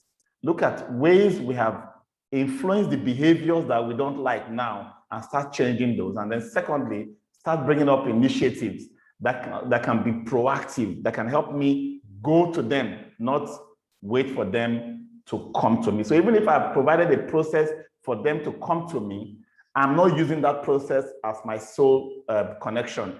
I also create additional channels for going to them. They now begin to see me as a partner in their own delivery. Over time, they will begin to back off and begin to follow the process and begin to listen to me more. So there's a lot in that area, but maybe you could apply a few of these and then we can also have other discussion. Chat me up at some point so we can talk something that are more specific, okay? Yeah, thank you very much. All right, thanks. So I'm going to quickly just do a quick rundown on the FM types of contracts. The fixed price contract is the one that has to do with clarity, carefully specified, no ambiguity, scope is well understood. Everybody just understands what that contract is, and so you put a price to it. So most of the time it's quotation. List of things are listed, put a quote to it. The cost reimbursement is a bit more of a proposal type where you have a proposal and we really can't 100% pin down all the resources and materials and costs that will go into it. We cannot agree either a fixed set of rates or negotiate as we go on using market rates. And then the IDQLI, the indefinite delivery quantity line item, is used for both a fixed price contract or a cost reimbursement contract. It's simply a schedule of rates. We pre-negotiate a schedule of rates, and that rate is what we will use to pay you for anything you do on that contract, okay? So that rate could be reviewed every now and then, but we're not going to be negotiating every time you change a door handle. We already know what the price of a door handle is. That's what an IDK Light does.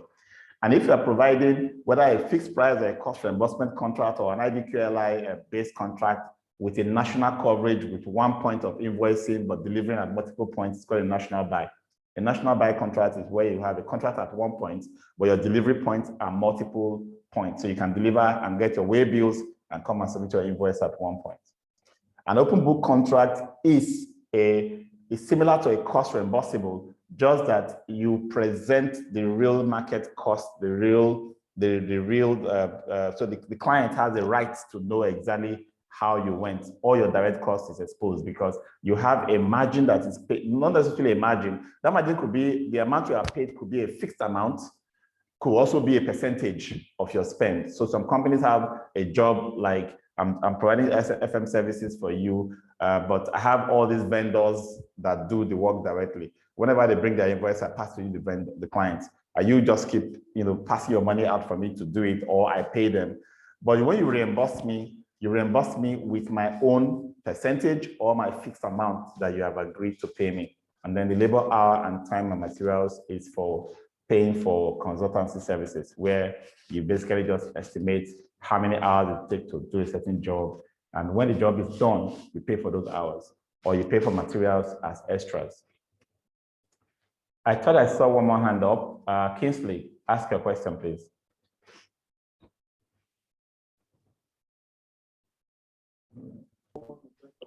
Hello, good evening, sir. Good evening. Yes, I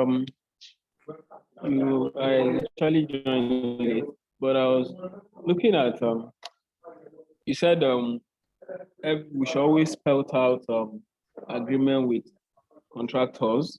Yes. We have a situation which I want you to help me out. Now we had a Dampalon sheet that was installed over 6 months ago. That was during the lockdown, second phase of lockdown.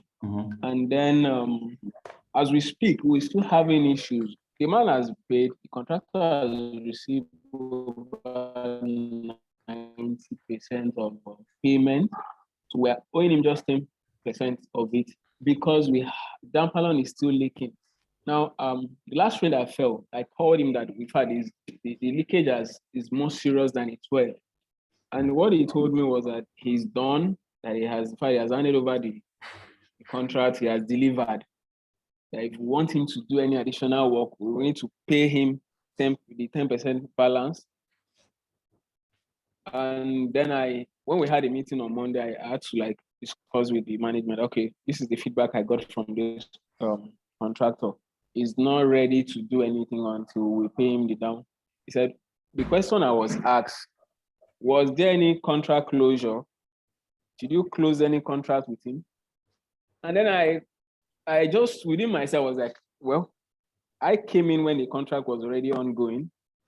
I met it 30% on, and then I joined. So how do I go to him and say, okay, this contract, we need to close, or we need to open, they started it with you, this and that. I just met this thing. So how do I come in here? Okay, you come into a contract that is 30% in execution, and you're supposed to take it over. The first thing you do is to read the contract documents. The service level should have been defined in the contract documents. If it wasn't defined in the contract documents, before you moved that contract from 30% to 90%, you will seek to refine the contract documents. So at that point, what needed to happen was sit down to write down a list of expectations that were missing in the contract, right? And then share it with the contractor and say, these are things that should have been written into the contract that have not been in the contract. Can we now put them in the contract? Maybe as an addendum, but both of you must sign to it as an agreement committing him to do those things, right? And then your payment to him was, I think it must have been, from what you have described, is input-based payment. So if he lays something, so quantity, he gets paid, right? But that's not how I would have, programmed his payment. I would have programmed his payments for rain stops coming into my space, then you get paid, right? So I'll put a percentage for paying you for work, and another percentage for paying you for outputs. For example, I had a roof leakage to do recently. We negotiated, and I told the guy who did the job, you would have done this job and we'll be owing you, I think it's about 40%. That 40% will hold it until a very serious rain falls. Okay. Then you will get 20% out of that. Then another serious rain before you get the balance 20%. And he agreed. Now, this discussion has to happen before he starts and must be agreed to. Because if he doesn't agree to it, he will not agree to it midway anymore, right? So it must be agreed. When they are looking for work, that was what happened. Yes, when they are looking for work, they agree to your terms. Because at the point, according to what I heard, he requested for more money because the material he quoted, getting to the market, found out that the price has shoot up. He actually used the initial price from where the previous job he did, gave the quote. So he called back and he was favored. They said, okay, fine, proceed. They gave him more money. And that was where they paid him almost 90% of the money. So the remaining 10% was like, okay, when the next rain falls, we're going to, because after they finished, they did the manual pouring of water with hose and stuff. There was no leakage. And then the first rain that fell, there was no much leakage. He came and did little repairs. That one stopped. And then the heavy rain now came. We now noticed like there were like 5 to 10 places. He sent some people down. They came to do another spot. Then the last one that happened, the man is now saying he need more money, that we should even give him the remaining 10%. That is where that he has exhausted the money that he was given. But he has even spent more than what we paid him. Okay, so this so now we are stuck. This is a lesson for all FMs. A red flag was raised many times. You had opportunity to actually reverse and rebid that contract. Give you a job. The moment you go to market and call me back and say, oh, there's a change, I'll say, okay, fine. We will now rewrite the bid document and rebid it. You know why? That change coming from the person who you have awarded the job to is already an avenue for corruption. It's already an avenue for corruption. So I'll say, no problem. It has changed, right? Okay, fine. Come back. We'll do the specification again and rebid it again this time. He may win it, he may not win it. Negotiating with the person who got it for a low bid that things have changed is your number one signal of a wrongdoing in a contract. Many of us do it because we want to be quick, not to go through the process again and get new approvals and start afresh. So we want to just, oh, we know him, he will not run away, he will do it. No, but it doesn't always work. We give them the wrong signal that they can take us for a ride. I've seen contractors, you stop a bid because they say it's too expensive, we rebid it, they now bid lower.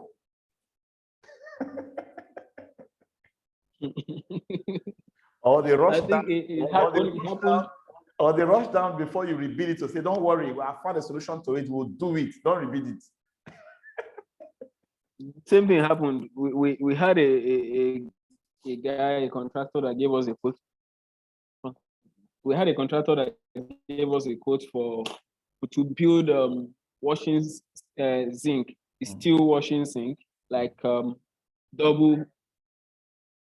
He gave us a quote for, I think the quote was about 800 and something thousand. 2 weeks after, we called him again. Like, oh, sorry, we replaced that quote. Can you please, we're ready to do it now. Give us another quote. And then he gave us a lesser quote. Because he knows that bidding is taking place now, for sure. So it's a reality. So you must be able to do that to ensure that there is due diligence. Because your job really is to protect your organization from from losing value, okay? All right, sir. So that means what we're going to do now to get that leakage sorted simply means that we're either going to have him come, then we'll do a write-up, a documentation. Okay, fine, on paying this 10%, the balance. No. That's not the way to go.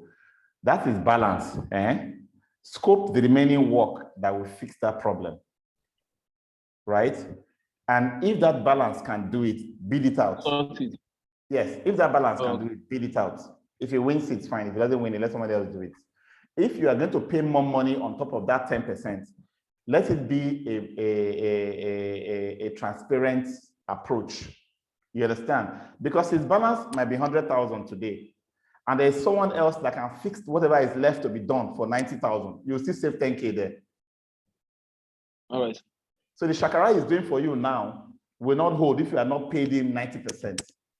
So now that you are paying 90%, if that 10% is still valuable amount, then let him know that you are canceling his contract and you are bidding the balance work out. Because some people just, take advantage of your being soft when you are doing contracting. Every variation they bring, you approve. Every variation they bring, you approve. They will not end variation. As a typical contractor, variation will continue persistently. If you can always take it, we'll give you more variation. Right. You're welcome. Aziz, your question. Good afternoon, Mr. Paul. Good afternoon. I'm sorry. Oh, sorry, it's evening. I go to the class late last week, so I didn't get something from the class. I was going through the slide yesterday, so I don't know if I can still ask that question. What's the question? Go ahead. Okay, it is on best value. So the conventional method I've been applying to best value has always been to compare, just like the slide says, value with money. So sometimes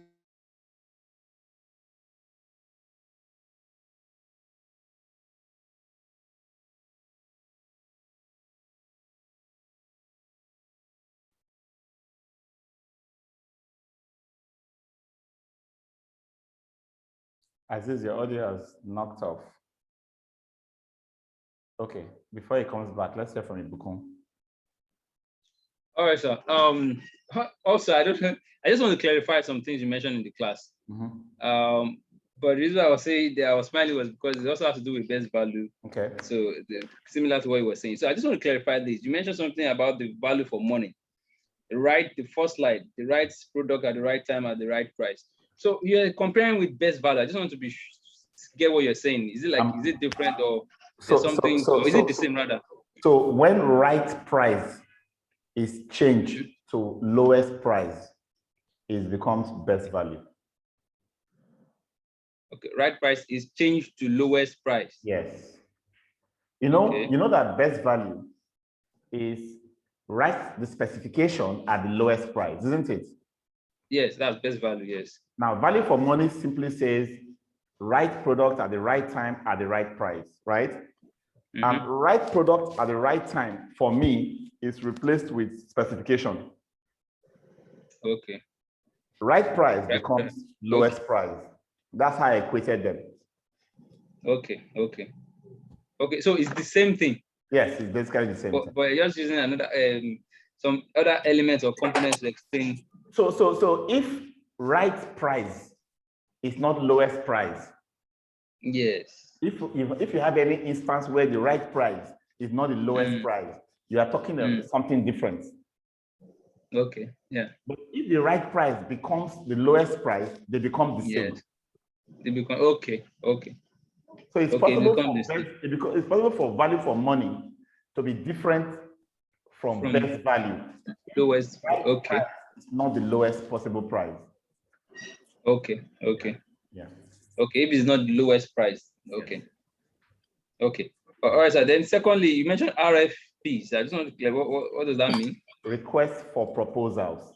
You know, you have as a bidding tool, you have request for proposal where you share your problem and ask for solutions. Okay.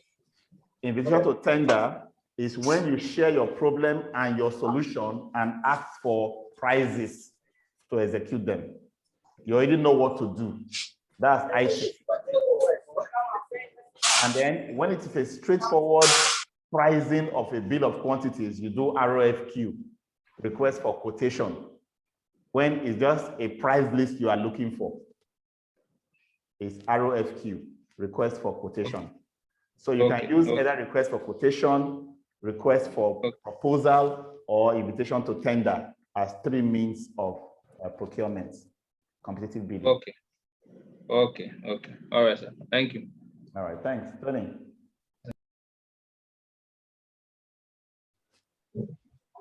Good evening, sir, and good evening, class. Nice one. Welcome. Can you hear me, sir? Yes. Okay, sir. Well, mine may not really be a question, but then let me just see what I have to say. During the last FM Day celebration, many people sent their congratulatory messages. I can remember one Miss Abigail, one Iman Wike. I think that one is Iman Wike. It's Sobio. Yes. I know it's building here in Port Harcourt. Then another one, another one, Elder Wilson. They all said many good things about FM. Yeah. And compared to then, looking at the classes we've had for the past, say, 2 months, and we started in April. Is there any, do we have any link with universities, having it as a course in the universities? Because when I look at those who that spoke, and even those who that are in the classes now, some of them are either engineer, either a surveyor, estate, So, and all of them are also in this class, trying to know more, trying to learn more. And many of them have even told, I've said severally that if all these things we've had now, if they have had it few weeks or few months before now, what they are experiencing in their place of work when have been there, then is there any plan? Either having it in the tertiary institutions, the polytechnic or university, because if it's there, I think our graduates, we have a brighter knowledge of what all these things entails. We really don't have an undergraduate degree in facility management in Africa yet. In Europe and in the US, there are quite a lot. You can get up to 25 different universities running first degrees in facility management abroad. They are just not here yet. The reality is that the capacity to groom a graduate in facility management is not there yet. We don't have professionals who have the academic qualifications and professional experience to be able to run such an undergraduate program. Otherwise, it ends up as not being practical enough as it should be, right? So that's why we don't have it yet. But we do have a master's degree program that anyone here who's done 3 years of experience in FM can join the University of Lagos Master in Facility Management program. We try to bring, I joined the program, I started teaching it 3 years ago. It's been on for almost 12, 13 years, I understand, but I started teaching it just 2, 3 years ago.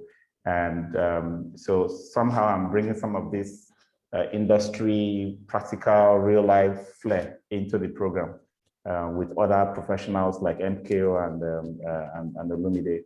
So yes, we are getting there, but we have not arrived there yet.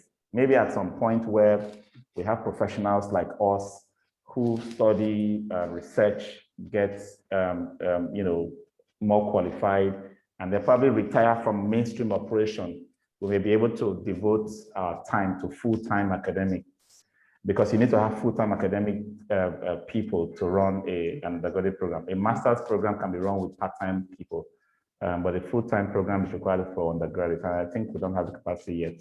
That's the reality, but of course we're getting there. It's a young profession, but it's growing. Thank you very much, sir. Thank you. Daniel.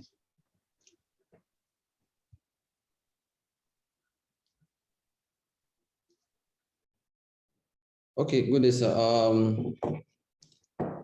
You have partly, you have even answered my question. That is on, I wanted clarification more for you to shed more light on the contract variations to contract terms. You have answered that by explaining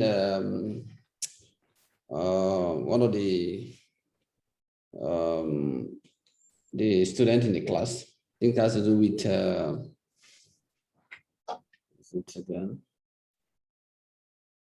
I think it's on best value. On I think you have answered my question. So okay, that's fine. That's fine. No problem. Tracy, your last question for the day. Tracy, take the floor. Hi, good evening. Good evening. Can you hear me? Yes. Okay.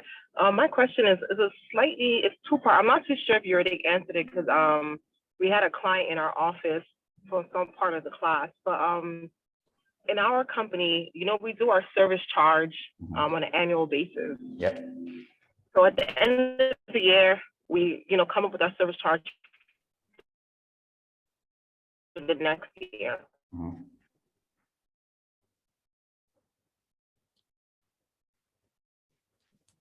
Now, our prices are already, like, how does a business cover for those kind of instances? And also, our service charge that we do is based off the number of houses in the estate, not the total number of occupied houses, because you don't know when somebody else is going to move in, and it can't change on a monthly basis because it's on an annual basis. So I just wanted to know, like, what you advise on how maybe a better way we can go about doing this, because it's a slight challenge for the company. Okay. Industry practice right now, best practice is that you have a service charge for occupied buildings. You have a different rate of service charge for unoccupied buildings. So if as at the time you are doing your service charge bill, you are trying to charge occupied buildings 500,000 a year, unoccupied buildings will be charged up to 40 or 50% of that. And it has to be paid. You know why? If I don't cut the grass on the street and sweep the street where your house, though unoccupied, is, your house will lose value. So you can't, and if I don't clean the drainage on that street where your house is. That's what we do. I'm sorry to cut you off. That's what we do now. We actually charge the unoccupied, but we don't charge them at a 50% to 40% decrease. We charge everybody the same, unoccupied or occupied. So usually it's common for a lot of people to come in and say, well, I haven't lived here. Why should I pay the same amount of money as somebody else? No, you shouldn't do that. Okay. You shouldn't do that. You should charge a different rate for unoccupied. Okay. Those who are occupying are actually consuming the services. Those who are not occupied are using part of the services to maintain the value of their assets. So it's a different rate. So that's so like what happens for an example, let's say you charge an occupied, let's say we have 300 houses and we have 250 occupied. And throughout the year, 5 to 10 people move in. Then how do you include them into your bill? Okay, so the way the bill is done is such that even though we do an annual budget and an annual bill, we are actually prorating on a month-to-month basis. So in essence, what that means is that if you pay the unoccupied rate, which is lower, and you move in April, for example, we prorate 4 months unoccupied and 8 months occupied for you. So there's always a reconciliation that goes with such billing. So we will definitely do reconciliation. I will do a month-by-month reconciliation for each person. Okay, that makes a lot of sense. And I think my second part was how do companies take into consideration inflation? Because, like, for example, my fixed price for a generator for the year might be, let's say, 4 million naira, and inflation happens and you end up spending 4.5 to 5 million. So how do you make room for that? I know we add contingencies, but your contingencies are not supposed to cover just one full item. It's supposed to cover different things. Yes. So if you make your contingencies up to 30%, you should be pretty fine in Nigeria right now. It will cover for inflation, it will cover for people who delay their payments, it will cover for a lot of things for you.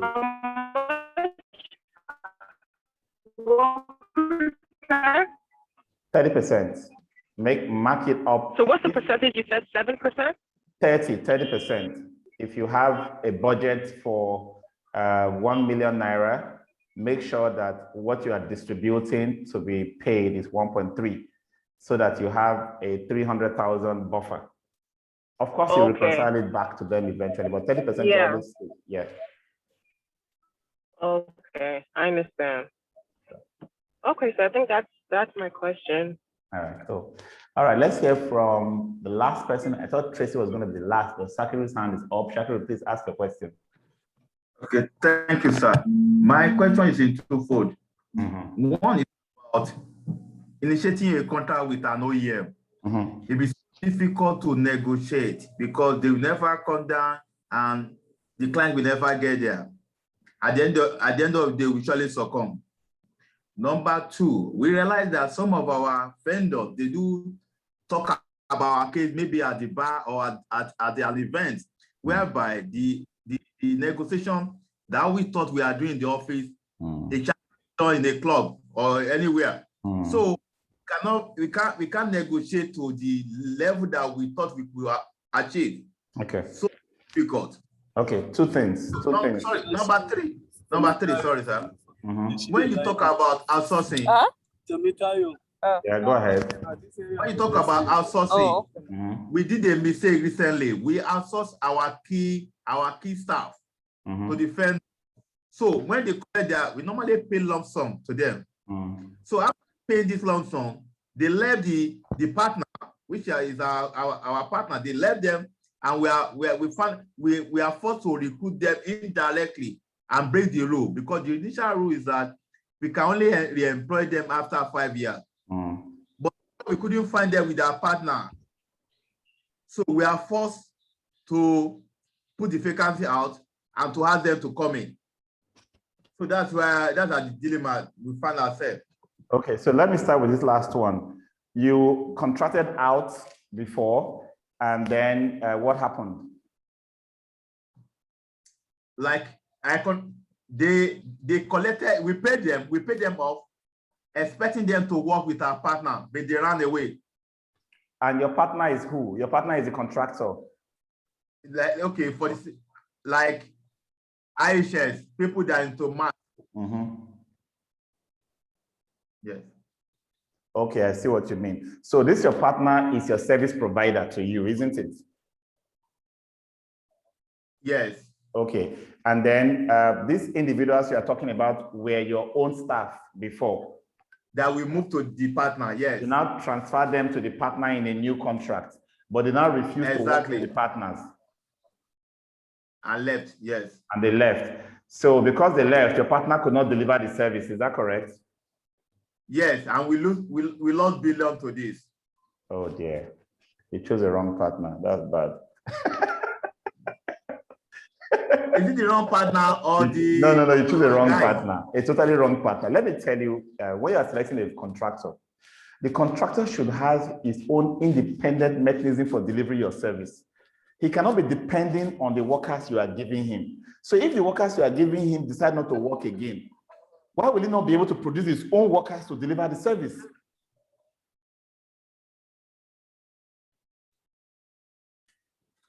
So that was a big issue that you just rolled out there.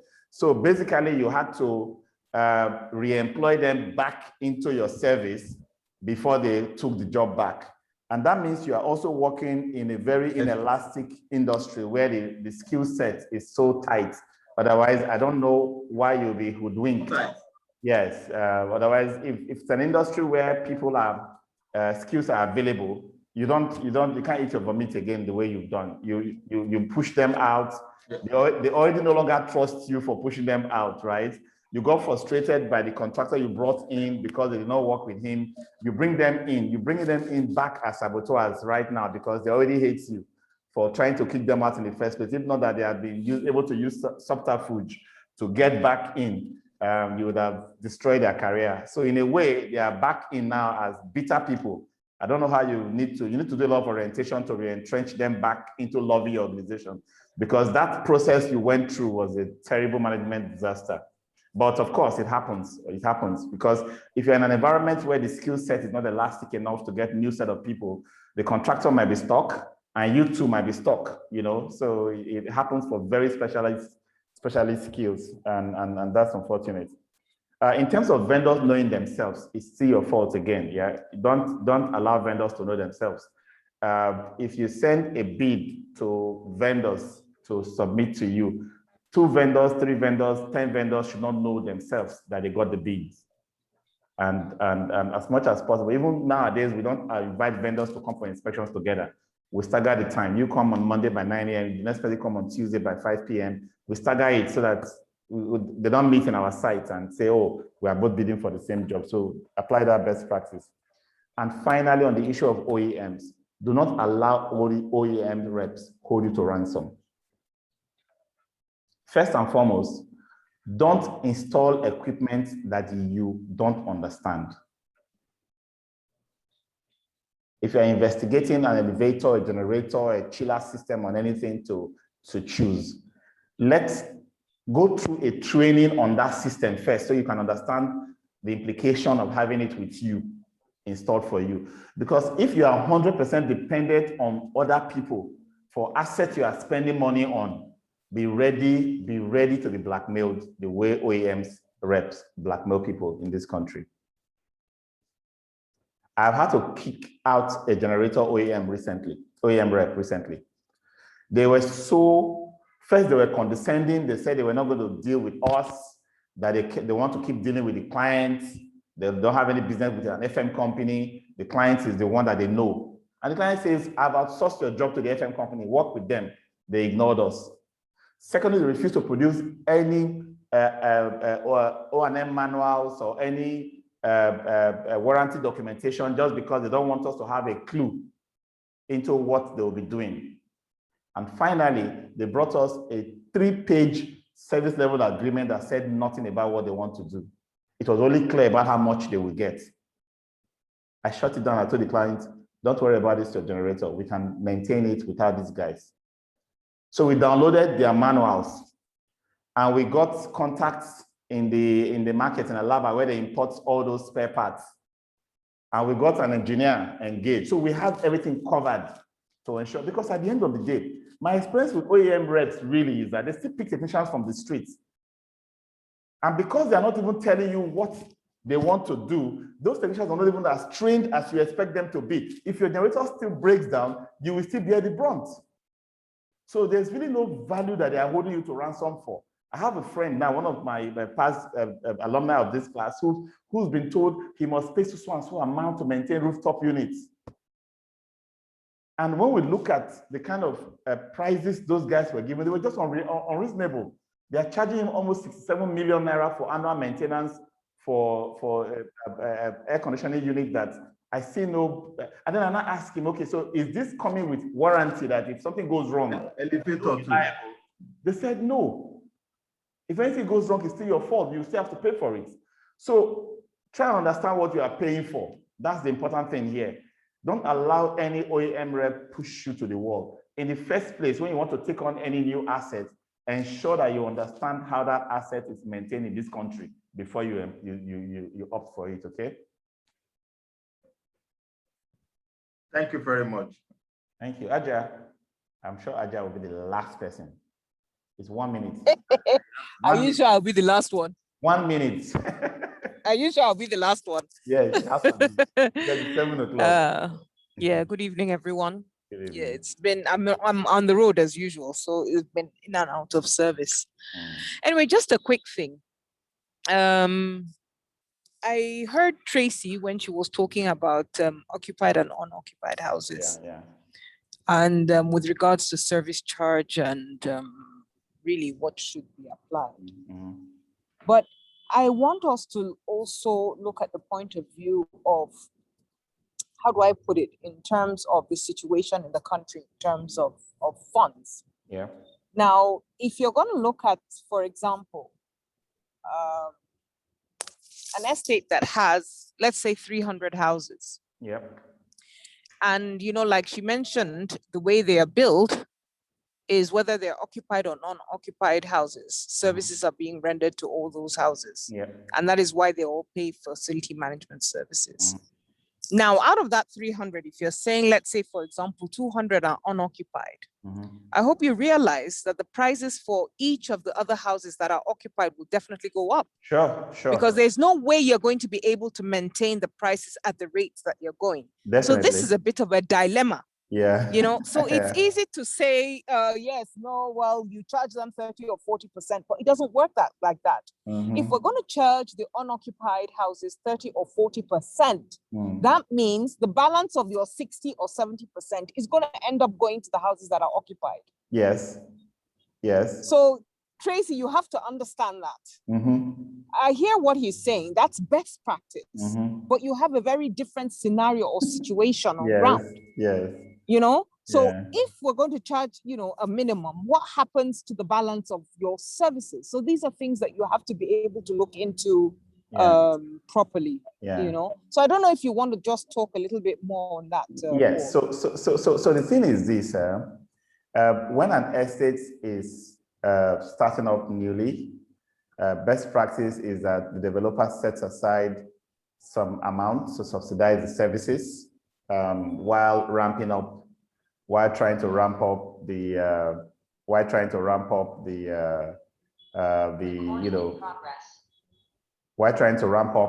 occupancy, right? That's for the first maybe 1 year, right?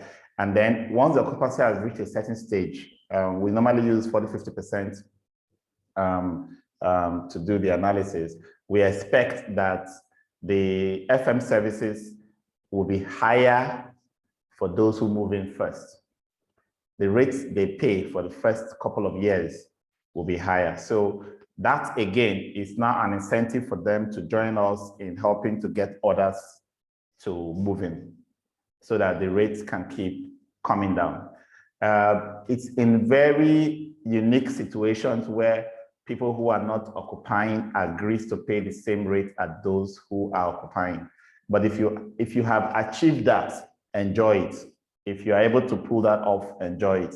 But I can tell you that most estates in Lagos, you won't get that level of cooperation from people who are not occupying, paying the same as those who are occupying. You understand? So that's something that you need to enjoy because you have that privilege. But be ready for best practice when you have a different kind of occupants or owners in an estate who are not ready to play that kind of ball with you. So that's just the way I'll put it. So we understand the best practice, we understand the particular situation you found yourself, you know, and I would say, you know, keep enjoying it. But of course, you will meet some estates again in your practice that will be almost impossible to apply. You can't run away from the fact that when the occupancy is low, those who are there will pay more, right? We can't run away from that. So we don't necessarily make the rates. We share the bill. That's what we do. We don't make what it will be. So we share the bill. If this is service level you agree to, this is the cost of delivering that service level. You pay to cover that cost. That's what FM companies do. Okay. I think, well, Tracy, I hope you've heard. Yeah, I've heard, but he's mentioned something. You know, the truth is that you end up, because a lot of people complain on these occupied houses to pay that bill, most of the time the company ends up at a loss because you're still rendering these services as everything is occupied when half of these houses are not occupied. So it's kind of like a, what's the word to use? Like it's a lose-lose situation. It's like a lose-lose. Yes, it's a catch. Yeah, that's because these people complain all the time. I'm trying to round up the class. Not that people are willing. Yeah. So we'll give us access. I hear you. I hear you. I think if I understand you correctly, you are talking to collection now, because unoccupied people are not going to be paying until they are about to occupy, isn't it? So you have a shortfall in collection. Is that it? Yes. That's a major thing. So when they do come to occupy their houses and they have that bill, they're like, why will I pay the same amount as people that were already living here? Exactly. So you're always gonna, you know what I mean? Yes. So in essence, you are not actually having customers who are different from those we experience here. you have customers that still complain the same kind of complaint that we have here, just that you found a way to get around it for a while. But I would advise that you switch completely to the staggered rates.